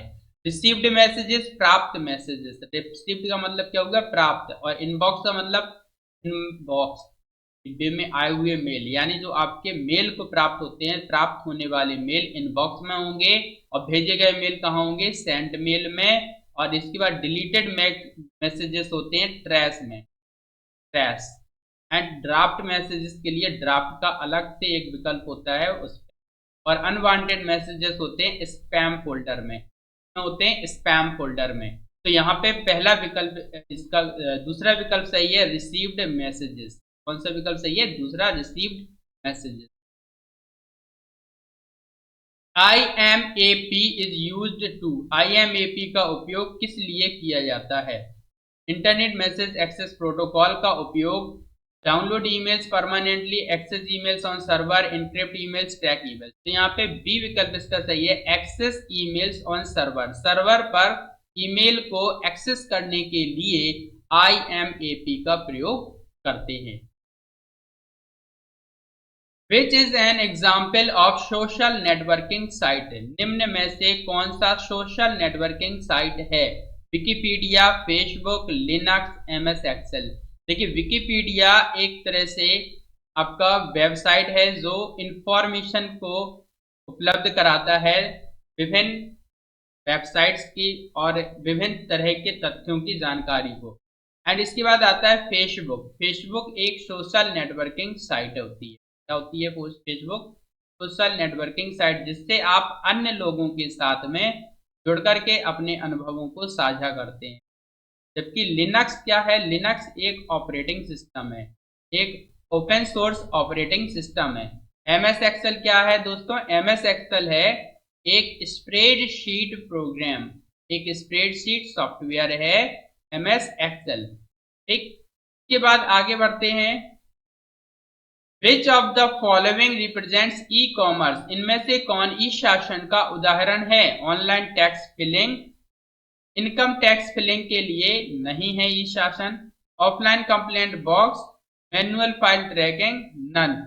और इसमें देखिए एक पहला विकल्प ही बचा सही, जो ऑनलाइन टैक्स फिलिंग है, यही इसका सही विकल्प है। मैंने धोखे से गलत बोल दिया। ऑनलाइन टैक्स फिलिंग का मतलब आप online data tax, income tax का आईटीआर भरते हैं या फिर टैक्स रिटर्न भरते हैं, तो ये सब आप कहाँ पे करते हैं? Online tax file pay, e tax e filing, e filing, income tax e filing के जरिए आप ऑनलाइन टैक्स फाइल करते हैं। ये एक तरह का ई गवर्नेंस का एग्जाम्पल है। ऑफलाइन कंप्लेंट बॉक्स, ये तो बिल्कुल भी नहीं, ऑफलाइन का नहीं है। मैनुअल फाइल ट्रैकिंग, ये भी नहीं, नन। तो यहाँ पे पहला विकल्प सही है, online tax filing. Umang app is launched by, Umang app किसके द्वारा शुरू किया गया था? Umang app Google, government of India, Facebook, RBI. तो यहाँ पे याद रखें, Umang app government of India द्वारा लॉन्च किया गया था। Digital locker service provides, digital locker सेवा क्या प्रदान करती है? यह आपके जो डॉक्यूमेंट्स हैं उनको स्टोर करती है, सिक्योर करती है। तो यहाँ पे 4 विकल्प हैं, विकल्प आप समझ ही गए होंगे। कौन सा विकल्प है कमेंट में जल्दी से बता दीजिए। इसका सही विकल्प क्या होगा? बहुत बढ़िया, सिक्योर डॉक्यूमेंट स्टोरेज। क्या रहेगा? Secure document storage. Next question, which is not a digital payment system, इनमें से कौन डिजिटल भुगतान प्रणाली नहीं है? UPI, NEFT, Paytm, postal money order. देखिए UPI unified payment interface, unified payment interface एक ऑनलाइन तरीके से मनी ट्रांसफर के लिए प्रयोग किए जाने वाली सिस्टम या प्रणाली है, यूनिफाइड पेमेंट इंटरफेस। और इसके बाद जो दूसरा है NEFT, national electronic fund transfer, ये भी आपका डिजिटल भुगतान प्रणाली है। पेटीएम एक पेमेंट वॉलेट है, तो ये वॉलेट बैंक है, तो यहाँ पे इसका भी प्रयोग आप डिजिटल भुगतान में करते हैं। But postal money order, postal money order का उपयोग आप डिजिटल भुगतान प्रणाली के अंतर्गत नहीं करते। यूपीआई स्टैंड्स फॉर, यूपीआई का पूरा नाम है, यूपीआई का पूर्ण रूप क्या है? तो यहाँ पे आपका विकल्प पहला ही सही है, unified payment interface, unified payment interface. अगला प्रश्न है, Bhim app is based on, Bhim app किस पर आधारित है? Blockchain, UPI, credit card, RTGS. Bharat interface for money transfer यहाँ पे यूपीआई ऐप पर आधारित होता है, यहाँ इसका सही विकल्प यूपीआई रहेगा। भारत में डिजिटल भुगतान को कौन नियंत्रित करता है? Which organisation regulate digital payments in India? NPCI, Google, Facebook, Yahoo. तो इसमें सही विकल्प कौन सा होगा? देखिए गूगल क्या है? एक सर्च इंजन, गूगल क्या है? एक सर्च इंजन है, ठीक है। और फेसबुक एक सोशल नेटवर्किंग साइट है, फेसबुक क्या है? Social networking site. और याहू एक सर्च इंजन है, याहू भी क्या है? एक सर्च इंजन है। बस बचा क्या आपका एनपीसीआई, ये कारपोरेशन भारत का है और ये national payment corporation of India के नाम से जाना जाता है। तो यहाँ पे ए विकल्प सही है, इसका पूरा नाम होता है national payment corporation of India, payment corporation of, ठीक है। इसके बाद अगला प्रश्न है, www का पूर्ण रूप क्या है? www का पूर्ण रूप वर्ल्ड वाइड वेब होता है। क्या होता है? World wide web. नेक्स्ट प्रश्न, the first page of a website, website का पहला पेज क्या कहलाता है? अगर आप जानते हैं तो कमेंट में बताइए। 1 2 3 शायद नहीं बता पाए हैं तो आपको बता दूं, वेबसाइट का पहला पेज क्या कहलाता है? इसको कहते हैं होम पेज। क्या कहते हैं? Home page. होम पेज इसका सही विकल्प है। अगले प्रश्न पे आते हैं, URL स्टैंड्स फॉर, URL का पूरा नाम क्या है? URL का पूरा नाम होता है यूनिफॉर्म रिसोर्स लोकेटर। क्या होता है दोस्तों? Uniform resource locator. HTTP HTTP क्या है? तो HTTP आपको बताना है क्या है। सॉफ्टवेयर है, प्रोटोकॉल है, डिवाइस है, ऐप है, क्या है HTTP? HTTP का पूरा नाम होता है hyper text transfer protocol. Hyper text transfer protocol, ठीक है, हाइपर टेक्स्ट ट्रांसफर प्रोटोकॉल। इतने से आप समझ गए होंगे कि यह क्या है, एक प्रोटोकॉल है। तो आप विकल्प कमेंट में लिख लें D protocol. HTTP is more secure than HTTP because HTTP से अधिक सुरक्षित क्यों है? Uses encryption, work faster, uses VPN, uses IPv6। तो इसमें क्या है? Uses encryption, ये एनक्रिप्शन का उपयोग करता है, डेटा को ज्यादा सिक्योर करता है, इसीलिए HTTP से ये अधिक सिक्योर है। यहाँ S का मतलब ही S से सिक्योर होता है, ठीक है, तो ये आपको याद रखना।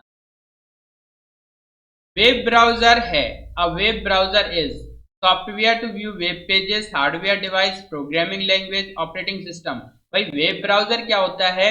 एक वेब एप्लीकेशन होता है जिसके जरिए, या एक एप्लीकेशन सॉफ्टवेयर है जिसके जरिए आप वेब पेजेस को देखते हैं, वेब पेजेस पे काम करते हैं। तो यहाँ पे web browser software to web pages इसका सही विकल्प। Which is not a browser, इनमें से कौन ब्राउजर नहीं है? किसके द्वारा आप इंटरनेट नहीं देखते? Chrome, Firefox, opera, Android. देखिए यहाँ पे क्रोम, फायरफॉक्स और ओपेरा ये तीनों ही वेब ब्राउजर हैं। क्या है? Web browser. वेब ब्राउजर यानी एप्लीकेशन जिससे आप इंटरनेट एक्सेस करते हैं। जबकि एंड्रॉयड क्या है? वेब पेजेस को देखते हैं वेब ब्राउजर में। और एंड्रॉयड क्या है? एक ऑपरेटिंग सिस्टम है। एंड्रॉयड क्या है? एक ऑपरेटिंग सिस्टम, OS है, ऑपरेटिंग सिस्टम है। अगला प्रश्न है AI रिफर्स टू, AI का अर्थ क्या है? AI का पूरा नाम बताना है। बहुत ज्यादा चलन में है भाई, आप बताइए कमेंट में AI का पूरा नाम क्या है। AI stands for artificial intelligence. AI का पूरा नाम है आर्टिफिशियल इंटेलिजेंस। क्या है? AI का पूरा नाम आर्टिफिशियल इंटेलिजेंस। अगले प्रश्न पे आते हैं, machine learning involves, machine learning में शामिल है teaching machines using data, website design, hardware repair, none. यहाँ पे आपको सही विकल्प चुनना है teaching machines using data. Data का उपयोग करके मशीन्स को पढ़ाना, यानी कि मशीन को आप सिखाएंगे कि ये कैसे काम करेगी। तो teaching machines using data, data का उपयोग करके, जैसे क्या गर्म क्या ठंडा, कितना जो है तापमान में क्या होता है, कैसे ये वेरिएबल काम करते हैं, ये सारी चीजें आप मशीन को डेटा के माध्यम से बताते हैं, दैट इज मशीन लर्निंग। ठीक है, अगले प्रश्न पे आते हैं, cyber security aims to protect, cyber सुरक्षा किसकी रक्षा करती है? तो यहाँ पे ये चार विकल्प, physical network only, digital systems and data only, email, social media accounts only. तो साइबर सुरक्षा किसकी रक्षा करती है? डिजिटल सिस्टम एंड डेटा की रक्षा करती है। डिजिटल सिस्टम, जितने भी डिजिटल सिस्टम है, चाहे वो ईमेल्स हो, चाहे सोशल मीडिया अकाउंट्स हो, ठीक है, तो इनकी सुरक्षा करने का काम साइबर सुरक्षा करती है। केवल फिजिकल नेटवर्क्स ओनली नहीं होता है, ईमेल्स केवल के लिए नहीं है, सोशल मीडिया अकाउंट्स ओनली, ये दोनों तरह की सेवा, सभी तरह की डिजिटल सिस्टम्स पे काम करने और डेटा पे काम करने में जो भी सुरक्षा की जरूरत होती है वो साइबर सुरक्षा के अंतर्गत आती है। ठीक है, अगले प्रश्न पे आते हैं, फिशिंग का अर्थ है, फिशिंग का अर्थ होता है भाई डेटा को चोरी करना। ठीक है, तो data backup, fraudulent email to steal data, virus protection, storage expansion. तो यहाँ पे चौथे विकल्प में से, चारों विकल्प में से आपको सही विकल्प चुनना है। कमेंट में ABCD लिख दीजिए, बताइए कौन सा इसका सही होगा। मैंने पहले ही बताया फिशिंग का अर्थ क्या है, fraudulent email to steal data, धोखाधड़ी वाली ईमेल भेज करके डेटा को चुराने का काम फिशिंग कहलाता है। अगला प्रश्न है, ransomware attacks usually, ransomware हमले आमतौर पर क्या करते हैं? increase speed of PC, log data and demand payment, repair damaged files, change wallpaper only। Ransomware हमले आमतौर पर डेटा को लॉक करते हैं एंड पेमेंट की डिमांड्स करते हैं। आपके द्वारा कोई भी डेटा जो यूज किया जाता है उस डेटा को ये यूज करते हैं, लॉक करते हैं एंड इसके बाद उस पर आपसे पेमेंट की डिमांड करते हैं। इसका ये बी विकल्प सही है, रैंसमवेयर हमले lock data and demand payment. Which is an example of 2FA security. 2FA सुरक्षा का उदाहरण कौन है? Password only, password OTP, captcha only, user name only. तो अगर 2FA टू फैक्टर ऑथेंटिकेशन होता है, इसका पूरा नाम two factor authentication. Two factor authentication. Two factor authentication के अंतर्गत आपसे पासवर्ड भी पूछा जाएगा और एक OTP भी मांगा जाएगा। OTP वन टाइम पासवर्ड होता है। इसके बाद अगला प्रश्न है SSL certificate is used for. SSL प्रमाण पत्र किसके लिए उपयोग किया जाता है? Faster wifi, secure web connection, file compression, image editing. तो यहाँ पे याद रखिए SSL का जो सर्टिफिकेट है वो सिक्योर वेब कनेक्शन के लिए उपयोग किया जाता है, सिक्योर वेब कनेक्शन के लिए। एंड इसके बाद अगला प्रश्न है क्लाउड कंप्यूटिंग क्या सक्षम बनाता है? Cloud computing allows local storage only, internet based storage and services, hardware repair, offline browsing. तो इसमें बी विकल्प इसका सही रहेगा, internet based storage and services. Internet पर आधारित जो भी संग्रहण और सेवाएं हैं वो काम क्लाउड कंप्यूटिंग के जरिए किया जाता है, जैसे कि गूगल ड्राइव हो गया, ठीक है, एंड सैस हो गया, Google Drive, Samsung Drive, SaaS, ये सभी आपके क्लाउड कंप्यूटिंग के उदाहरण हैं। Which is a cloud service. Cloud सेवा कौन है? Google Drive, VLC player, WinRAR, MS DOS। देखिए इसमें गूगल ड्राइव को मैंने पहले ही बताया क्लाउड सेवा है, एक क्लाउड सर्विस है। VLC प्लेयर एक मीडिया प्लेयर होता है जिससे आप गाने वीडियो सुन सकते हैं, देख सकते हैं। विनरेयर एक अनजिप फाइल प्रो या फाइल एक्सट्रैक्टर एप्लीकेशन होता है। फाइल एक्सट्रैक्टर यानी फाइल को जिप की गई फाइल को एक्सट्रैक्ट करने के लिए प्रयोग किया जाता है। MS DOS एक सिंगल टास्क ऑपरेटिंग सिस्टम है, सिंगल टास्क ऑपरेटिंग सिस्टम है MS DOS। अगला प्रश्न है ब्लॉकचेन जानकारी को कहाँ स्टोर करता है? तो ब्लॉकचेन सिस्टम होता है वो इंफॉर्मेशन को स्टोर करता है किस जगह पे? Linear database, chain of blocks, single file, RAM only. तो ब्लॉकचेन का मतलब ये चेन ऑफ ब्लॉक्स। तो यहाँ पे बी विकल्प आपका सही हो जाएगा। कुछ तो आप लॉजिकली आंसर दे पाते हैं और कुछ के लिए आपको रटन विद्या लगानी पड़ेगी, यानी उसको याद करना पड़ेगा, ठीक है। अगला प्रश्न है MetaMask is used for. MetaMask किसके लिए उपयोग होता है? Social networking, crypto wallet and blockchain, data backup, email. देखिए यहाँ पे ट्रस्ट वॉलेट हो गया, ठीक है, या फिर आपका चेन ट्रस्ट वॉलेट है या मेटामास्क है। तो ये आपके सभी क्रिप्टो वॉलेट होते हैं और या ब्लॉकचेन होते हैं, जैसे बिनेंस वगैरह है। तो ये सभी क्या है? एक तरह से ब्लॉकचेन सिस्टम है। बिनेंस, मेटामास्क, ट्रस्ट वॉलेट, ये ETC। तो ये सभी तरह के जितने भी वॉलेट हैं वो एक क्रिप्टो वॉलेट होते हैं एंड ब्लॉकचेन आधारित होते हैं। यहाँ पे ये बी विकल्प सही है, मेटामास्क एक क्रिप्टो वॉलेट एंड ब्लॉकचेन है।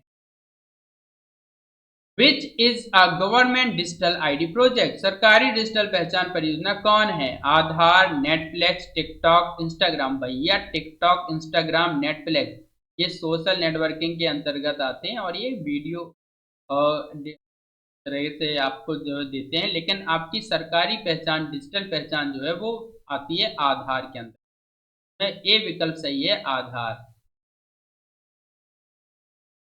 डिजी mail is part of which governance platform. Digi mail किस ई गवर्नेंस प्लेटफॉर्म का हिस्सा है? DigiLocker, CSC, UPI, Umang. तो यहाँ पे DigiLocker, CSC, UPI, Umang, तो चार विकल्प में से ये बी विकल्प आपका सही होता है। इसमें सिटीजन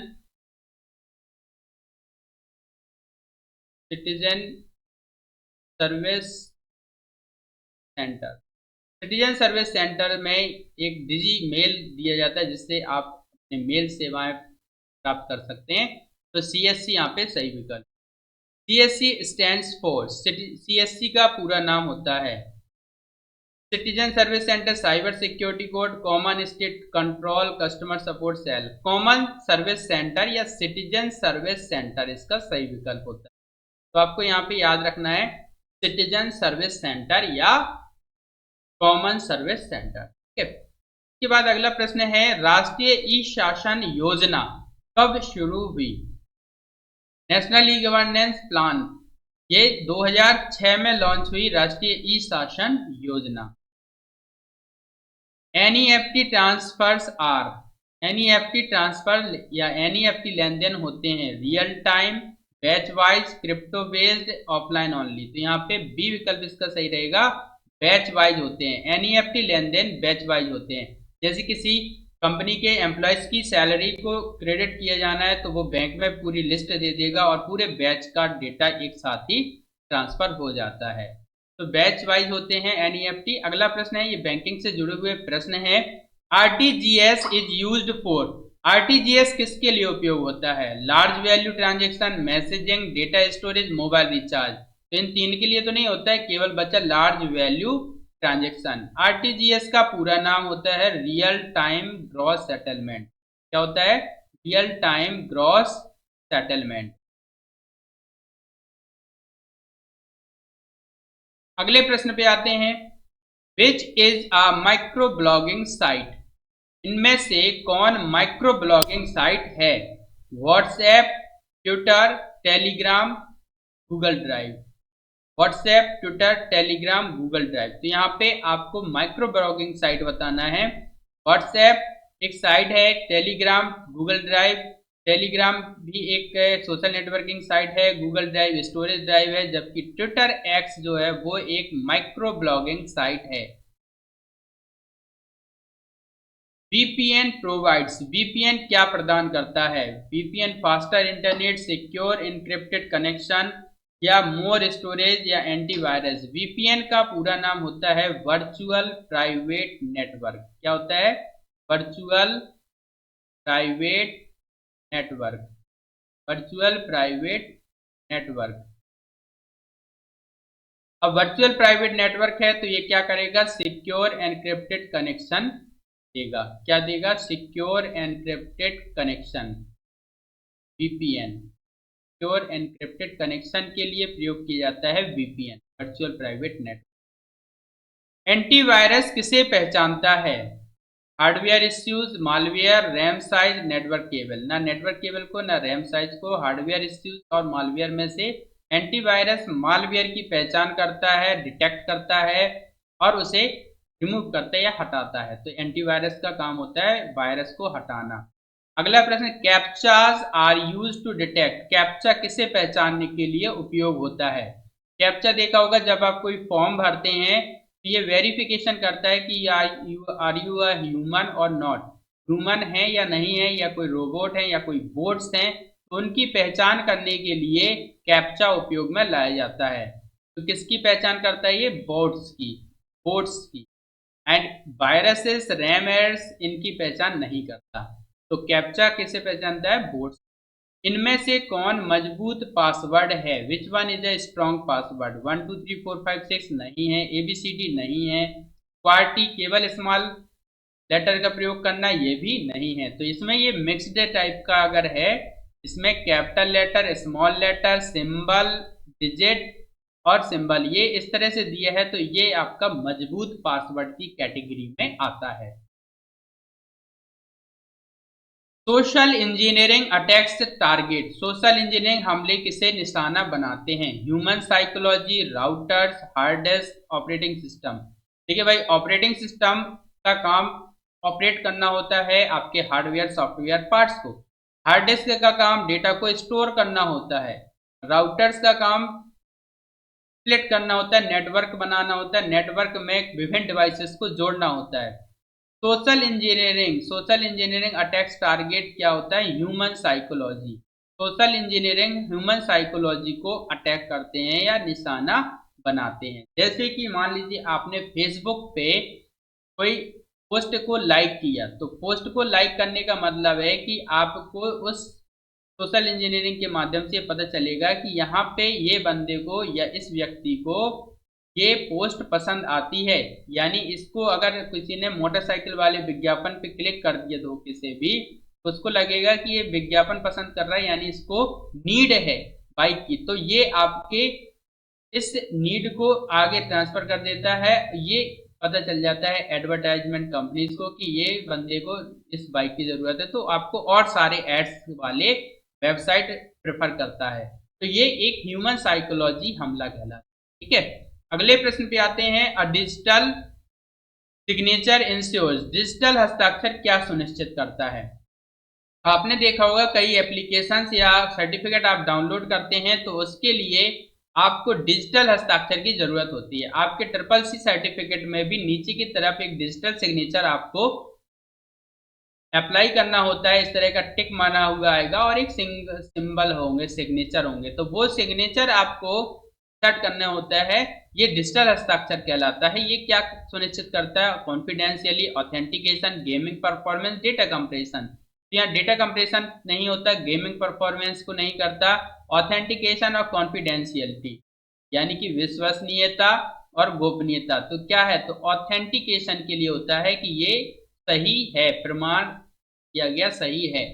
ठीक है, गोपनीयता नहीं, यहाँ ऑथेंटिकेशन इसका सही विकल्प।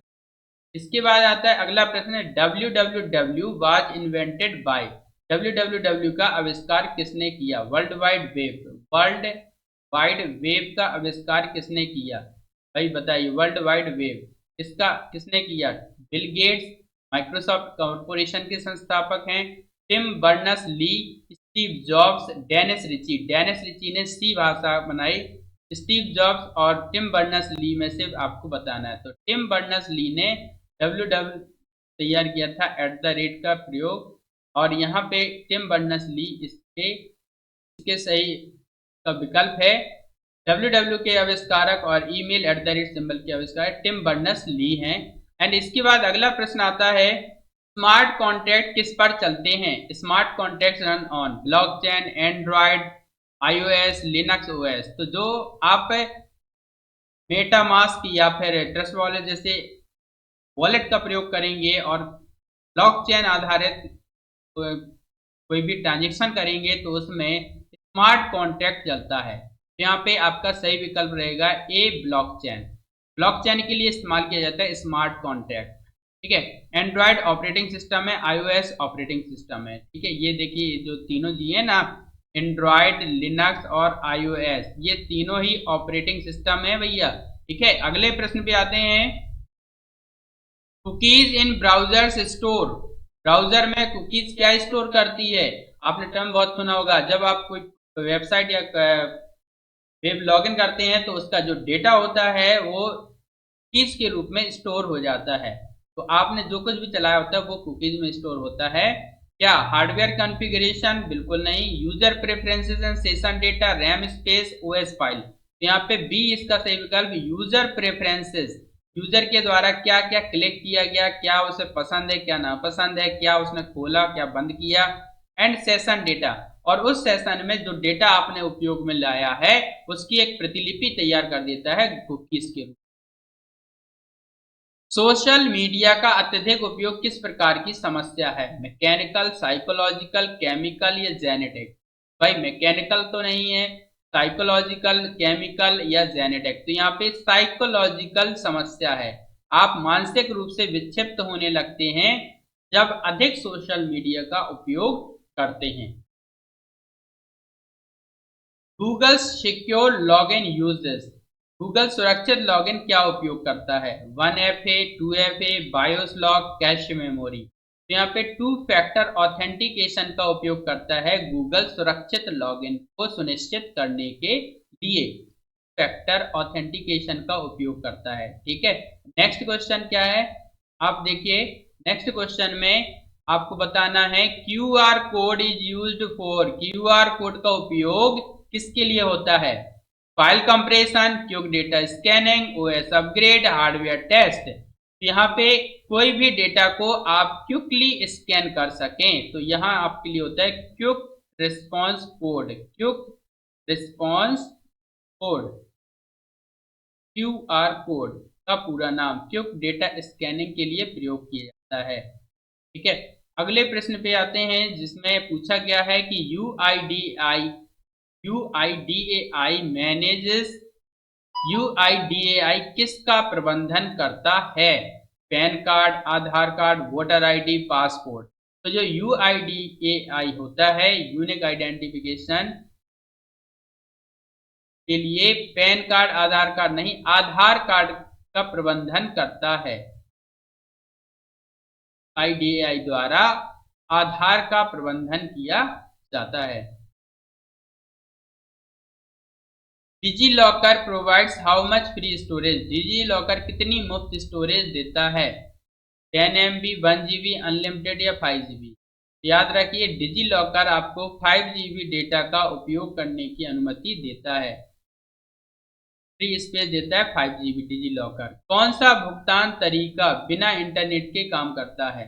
UPI, AEPS, debit card swipe या नेट बैंक? तो यहाँ पे देखिए यूपीआई के लिए इंटरनेट जरूरी है, यूनिफाइड पेमेंट इंटरफेस के लिए। एईपीएस, आधार इनेबल्ड पेमेंट सिस्टम। एईपीएस ये टर्म आप ध्यान रखें, एईपीएस का पूरा नाम होता है आधार इनेबल्ड पेमेंट सिस्टम। आधार इनेबल्ड पेमेंट सिस्टम। तो आधार इनेबल्ड पेमेंट सिस्टम के जरिए आप बायोमेट्रिक लगाते हैं, यानी कि बायोमेट्रिक अंगूठे लगा करके पैसा निकालते हैं। And debit card swipe, debit card swipe करने के लिए नेट बैंकिंग के लिए आपको इंटरनेट की जरूरत होती है, लेकिन डेबिट कार्ड स्वाइप करने के लिए नेट बैंकिंग की जरूरत नहीं होती है। आप किसी भी एटीएम कार्ड के जरिए एटीएम पे पहुंचकर पैसा निकाल सकते हैं। एंड इसके बाद आता है HTTPS यूजेज विच एनक्रिप्शन प्रोटोकॉल? HTTPS किस एनक्रिप्शन प्रोटोकॉल का उपयोग करता है? SSL, TLS, FTP, TFTP या SMTP?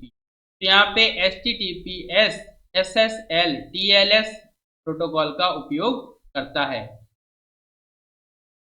Secure site legacy. ठीक है, तो SSL का उपयोग करता है। एंड इसके बाद आता है Google drive is an example of? Google drive किसका उदाहरण है? IAS, SAS, पास, नन? यहाँ पे विकल्प भी आपको याद रखना है, सैस का उदाहरण है गूगल ड्राइव। गूगल ड्राइव क्या है? सैस का उदाहरण है। Which of the following is an e wallet? इनमें से कौन ई वॉलेट है? Google Pay, VLC, YouTube, Chrome?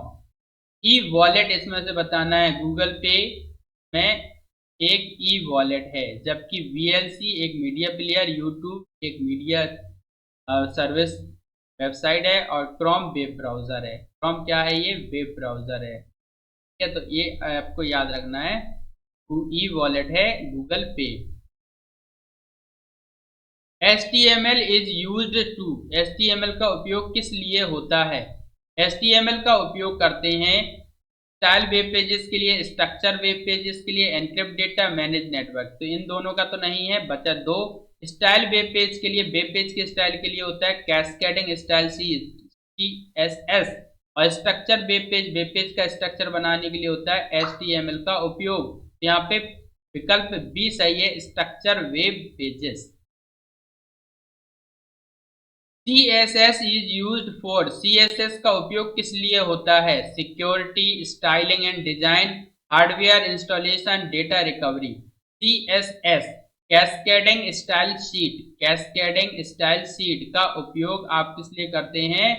Cascading style sheet का उपयोग करते हैं वेब पेज को डिजाइन करने के लिए। वेब पेज को डिजाइन करने के लिए, तो यहाँ स्टाइलिंग एंड डिजाइन का सही विकल्प।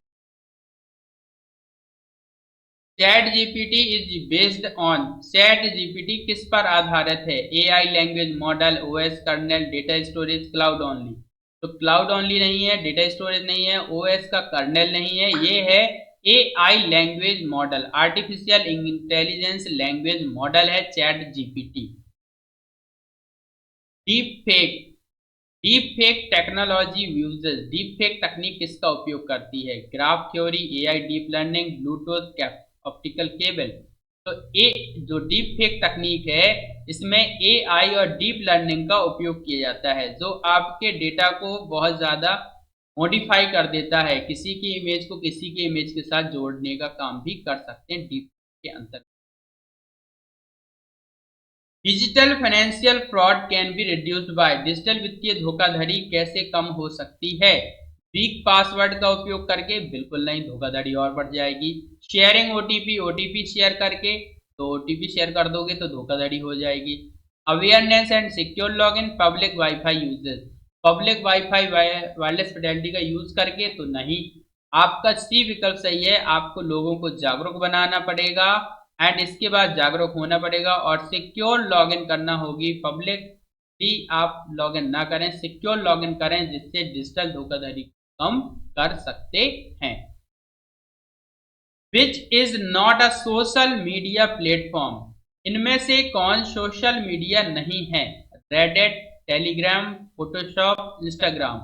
रेडिट, टेलीग्राम और इंस्टाग्राम ये तीनों ही आपके सोशल मीडिया प्लेटफॉर्म हैं, सोशल मीडिया प्लेटफॉर्म है। लेकिन फोटोशॉप एक वेब फोटो एडिटिंग टूल है, फोटो एडिटिंग वेब सॉफ्टवेयर है फोटोशॉप। एंड इसके बाद आता है next question, India's national cyber security policy came in, भारत की राष्ट्रीय साइबर सुरक्षा नीति कब आई?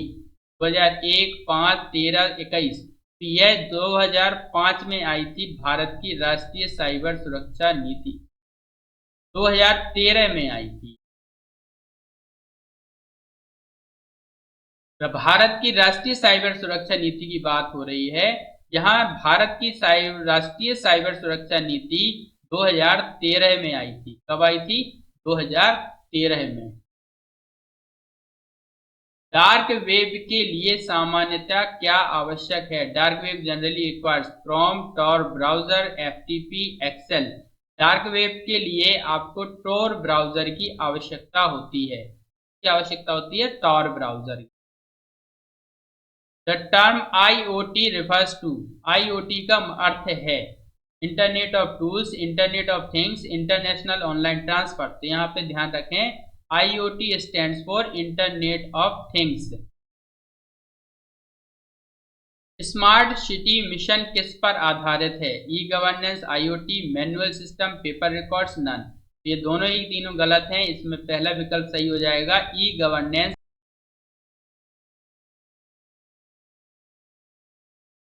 अगला प्रश्न है, सरकारी भुगतान प्लेटफॉर्म कौन सा है? पेटीएम, फोन पे, भारत बिल पे, टिकटॉक। यहाँ पे भारत बिल पे एक सरकारी भुगतान प्लेटफॉर्म है जो आपको इंटरनेट सेवा का उपयोग करने की अनुमति देता है। Google authenticator is used for, Google authenticator किसके लिए उपयोग होता है? आप लोगों से सच बताइए कितने लोगों ने गूगल ऑथेंटिकेटर उपयोग किया है? गूगल ऑथेंटिकेटर एक ऐप होता है जिसको आप अपने फोन में इंस्टॉल करते हैं, ये ऑथेंटिकेशन के लिए उपयोग में लाया जाता है। किसके लिए होता है? ऑथेंटिकेशन के लिए। तो यहाँ 2 फैक्टर ऑथेंटिकेशन के लिए आप गूगल ऑथेंटिकेटर का उपयोग करते हैं। Encryption converts data into, encryption data को किस में बदल देता है? एनक्रिप्शन जैसे आपने व्हाट्सएप में देखा होगा एंड टू एंड एनक्रिप्शन लिखा होता है, एंड टू एंड एनक्रिप्शन का मतलब है कि डेटा आपका, आपके द्वारा जिसको मैसेज भेजा गया है उसके अलावा कोई तीसरा नहीं पढ़ सकता है। तो एनक्रिप्शन डेटा को किस में बदल देता है? Plain text, cipher text, voice file. तो ये बदल देता है साइपर टेक्स्ट में। किसमें बदल देता है? बिखरे हुए कोडेड, इस तरह से लिखा हुआ आ जाएगा, पता नहीं क्या लिखा होगा, कुछ समझ नहीं आया, तो ये साइपर टेक्स्ट में बदल देता है। एंड इसके बाद आता है अगला प्रश्न, डिजिटल साक्षरता का अर्थ है? डिजिटल लिटरेसी मीन्स, डिजिटल साक्षरता का अर्थ है only using computers, using technology effectively and safely, typing fast, coding only. तो यहाँ पे ज्यादा उपयुक्त विकल्प है using technology effectively and safely. अगला प्रश्न है, ट्रोजन क्या है? Trojan is hardware malware disguised as useful software OS browser. Trojan एक मालवेयर है जो आपकी यूजफुल सॉफ्टवेयर को खराब कर देता है। ई शासन किसमें सुधार करता है? E governance improve transparency, corruption, delay, none. यहाँ पे ट्रांसपेरेंसी पारदर्शिता को सुधार कर देता है, पारदर्शिता बढ़ा देता है। पारदर्शिता के अंतर्गत ही आपका करप्शन भी आ जाएगा। तो ज्यादा मोस्ट अप्रोप्रिएट आंसर है यहाँ पे ट्रांसपेरेंसी। सुरक्षित पासवर्ड मैनेजर कौन है? Secure password manager LastPass, paint, Notepad, VLC. यहाँ पे सुरक्षित पासवर्ड मैनेजर है लास्ट पास।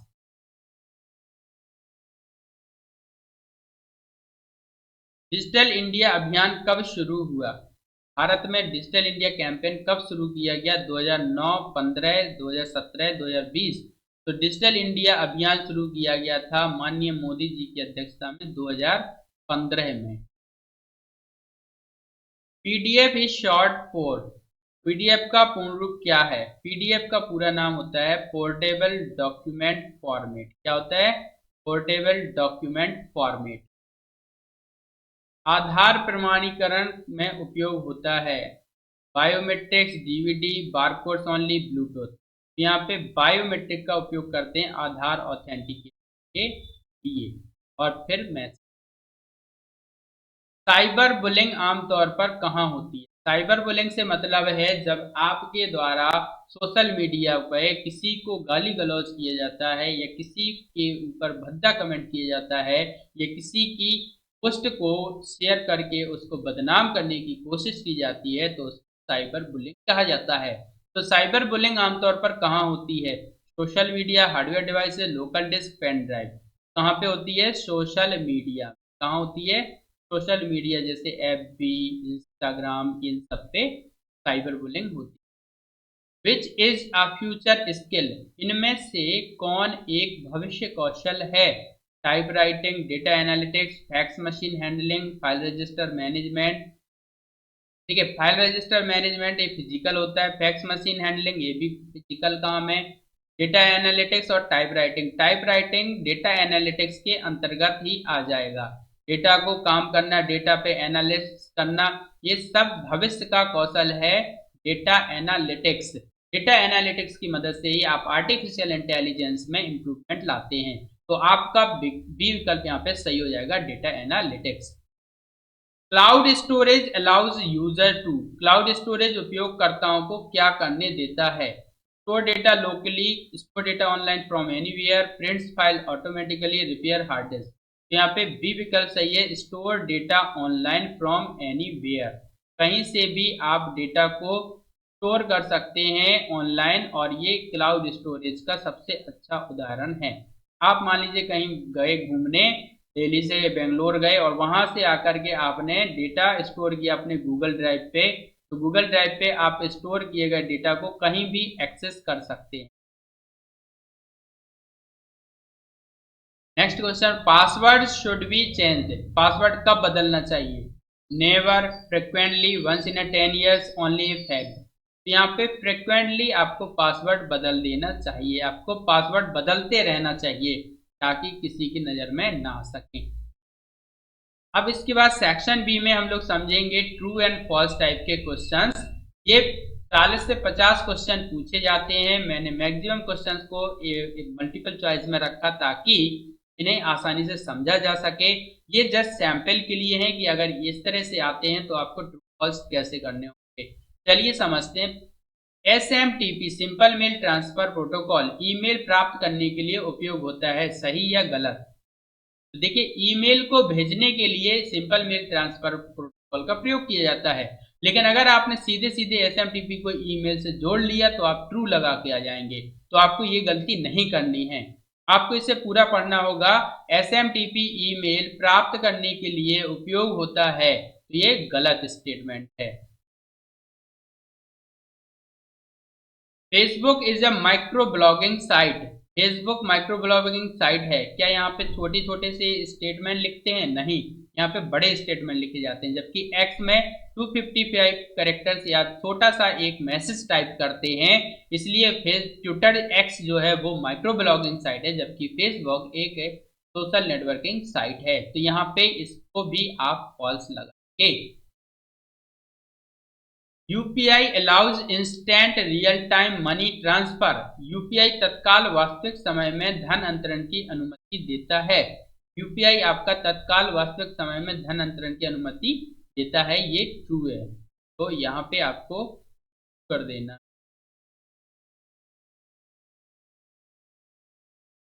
इसके बाद नेक्स्ट क्वेश्चन है, strong password contains upper case, lower case, numbers and symbol. मजबूत पासवर्ड में बड़े अक्षर, छोटे अक्षर, संख्या और प्रतीक होते हैं, सही या गलत? यहाँ भी ये true state. DigiLocker is use to store physical file. DigiLocker भौतिक फाइलों को स्टोर करता है, ट्रू या फॉल्स? तो ये फॉल्स स्टेटमेंट है। डिजी लॉकर जो होता है वो आपके डिजिटल डॉक्यूमेंट्स को स्टोर करता है। इसको करता है digital document. IoT devices connect through the internet. IoT devices internet के माध्यम से जुड़ते हैं। IoT का मतलब है इंटरनेट ऑफ थिंग्स, और इंटरनेट ऑफ थिंग्स आपके इंटरनेट के डिवाइसेस से जुड़ेंगे, तो ये ट्रू स्टेटमेंट।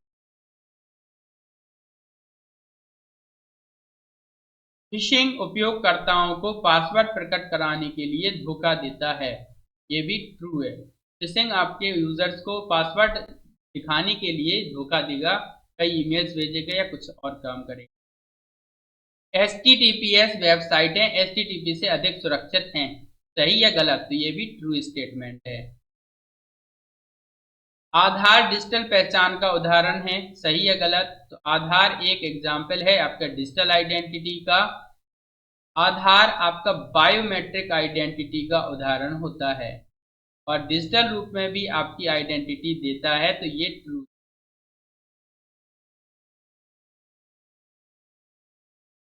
ब्लॉकचेन डेटा की अपरिवर्तनीयता सुनिश्चित करता है। Blockchain ensures data immutability. अपरिवर्तनीयता सुनिश्चित करता है, तो ये ट्रू स्टेट। ब्लॉकचेन पर डेटा जल्दी परिवर्तित नहीं होता।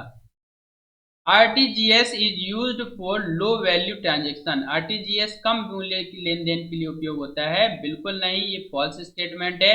₹2 लाख से ऊपर की अमाउंट पर आप RTGS करा सकते हैं। AI can help automate repetitive task. AI दोहराने वाले कार्यों को स्वचालित करने में मदद कर सकता है, ट्रू या फॉल्स? तो AI दोहराने वाले कार्यों को स्वचालित करने में मदद कर सकता है। सोशल मीडिया प्लेटफॉर्म उपयोगकर्ता डेटा एकत्र नहीं करते हैं, ट्रू या फॉल्स? सोशल मीडिया प्लेटफॉर्म जो होते हैं वो यूजर डेटा कलेक्ट करते हैं, ठीक है, तो ये गलत statement. VPN hides IP address. VPN IP पता छुपाता है। वर्चुअल प्राइवेट नेटवर्क जो होता है वो आपके IP एड्रेस को हाइड कर देता है, इसलिए ये true statement. Cloud computing allows access to services remotely. Cloud computing सेवाओं को दूरस्थ रूप से एक्सेस करने की अनुमति देता है, तो ये ट्रू स्टेटमेंट है। क्लाउड कंप्यूटिंग के जरिए आप दूर कहीं भी डेटा को एक्सेस कर सकते हैं। Malware can damage data. Malware data को नुकसान पहुंचा सकता है, ये भी ट्रू स्टेटमेंट है। डिजिटलीकरण दक्षता बढ़ाता है। Digitisation increases efficiency. बिल्कुल, आप डिजिटलीकरण के माध्यम से आप दक्षता आपके कंप्यूटर की काम करने की और डेटा शेयर करने की दक्षता बढ़ जाती है। OTP is used as a verification method। OTP सत्यापन विधि के रूप में उपयोग होता है, ट्रू या फॉल्स? तो ये भी ट्रू स्टेटमेंट है। OTP सत्यापन विधि के रूप में उपयोग होता है। कुकीज लॉगिन सेशन को याद रखने में मदद करती है, ये ट्रू स्टेटमेंट है। Cookies help in remembering login sessions. Password 1 2 3 4 5 6 is secure. Password 1 2 3 4 5 6 सुरक्षित है, सही या गलत? तो ये सही नहीं है, गलत स्टेटमेंट है, फॉल्स। ठीक, 1 2 3 4 5 सुरक्षित नहीं है। आई होप कि इस 100 क्वेश्चंस में से काफी क्वेश्चंस आपको नए मिले होंगे और इन क्वेश्चंस को आपने भली भांति समझा होगा। आशा है कि आप अपने आगामी CCC परीक्षा में बहुत ही बेहतर परफॉर्मेंस करेंगे। शुभकामनाओं के साथ विदा लेता हूं और आपसे एक अपेक्षा रखता हूं कि आप इस वीडियो को लाइक कर दोस्तों को शेयर करें और चैनल को सब्सक्राइब करें और साथ ही इस नोटिफिकेशन के लिए बेल आइकन को प्रेस। मिलते हैं नेक्स्ट वीडियो में, तब तक के लिए बाय बाय।